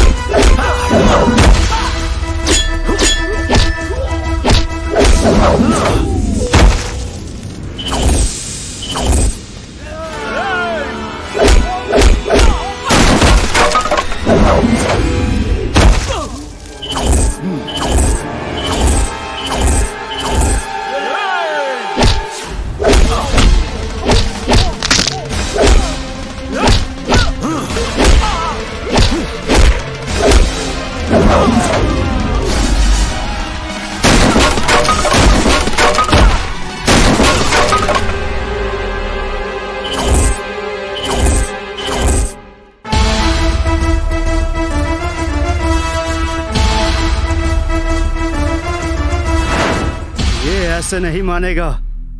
इसका बाप भी ठीक था और ये भी। ले आओ उसकी मां को।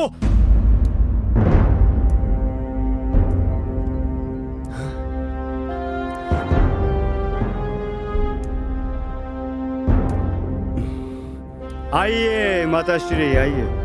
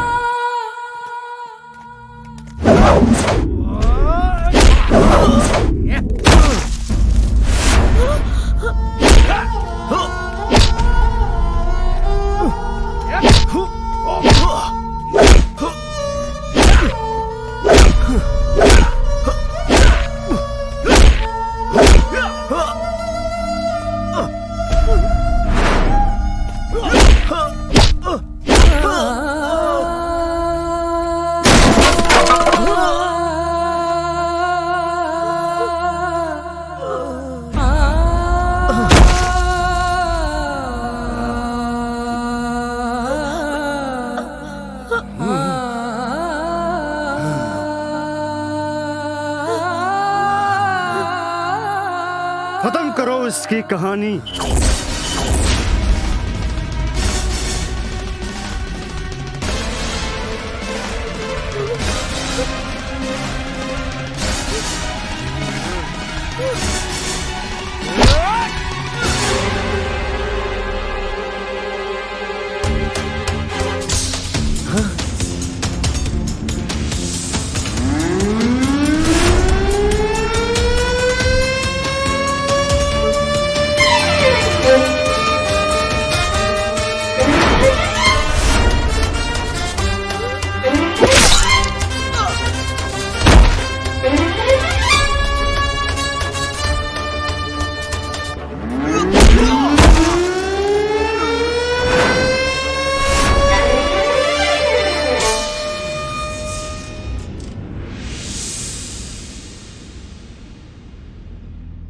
कौन है रे तू?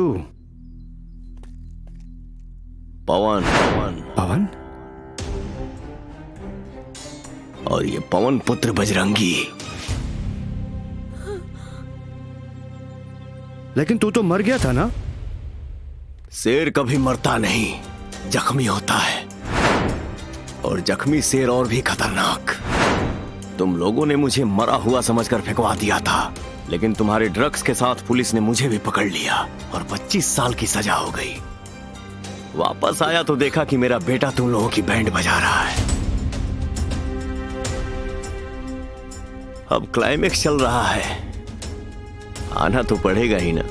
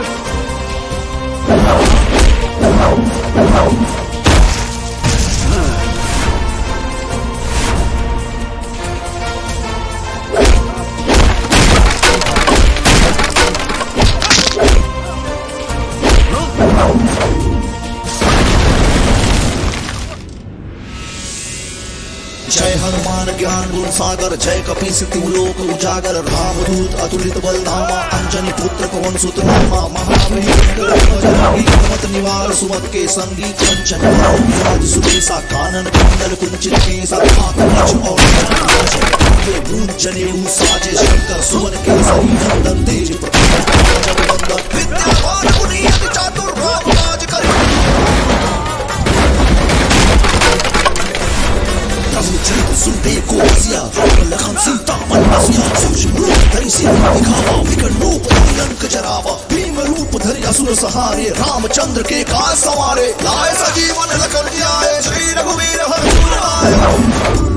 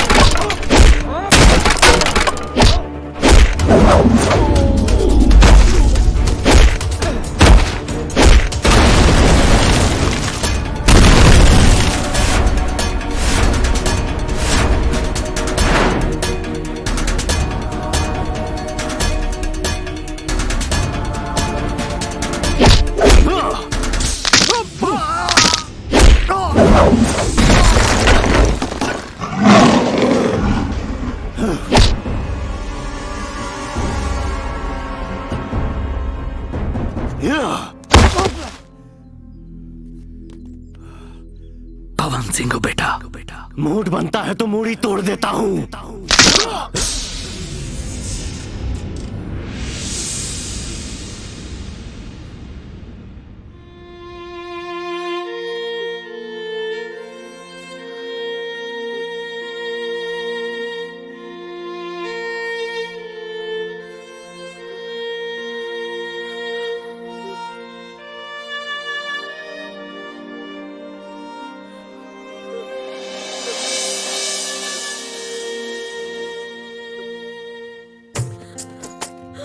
बेटा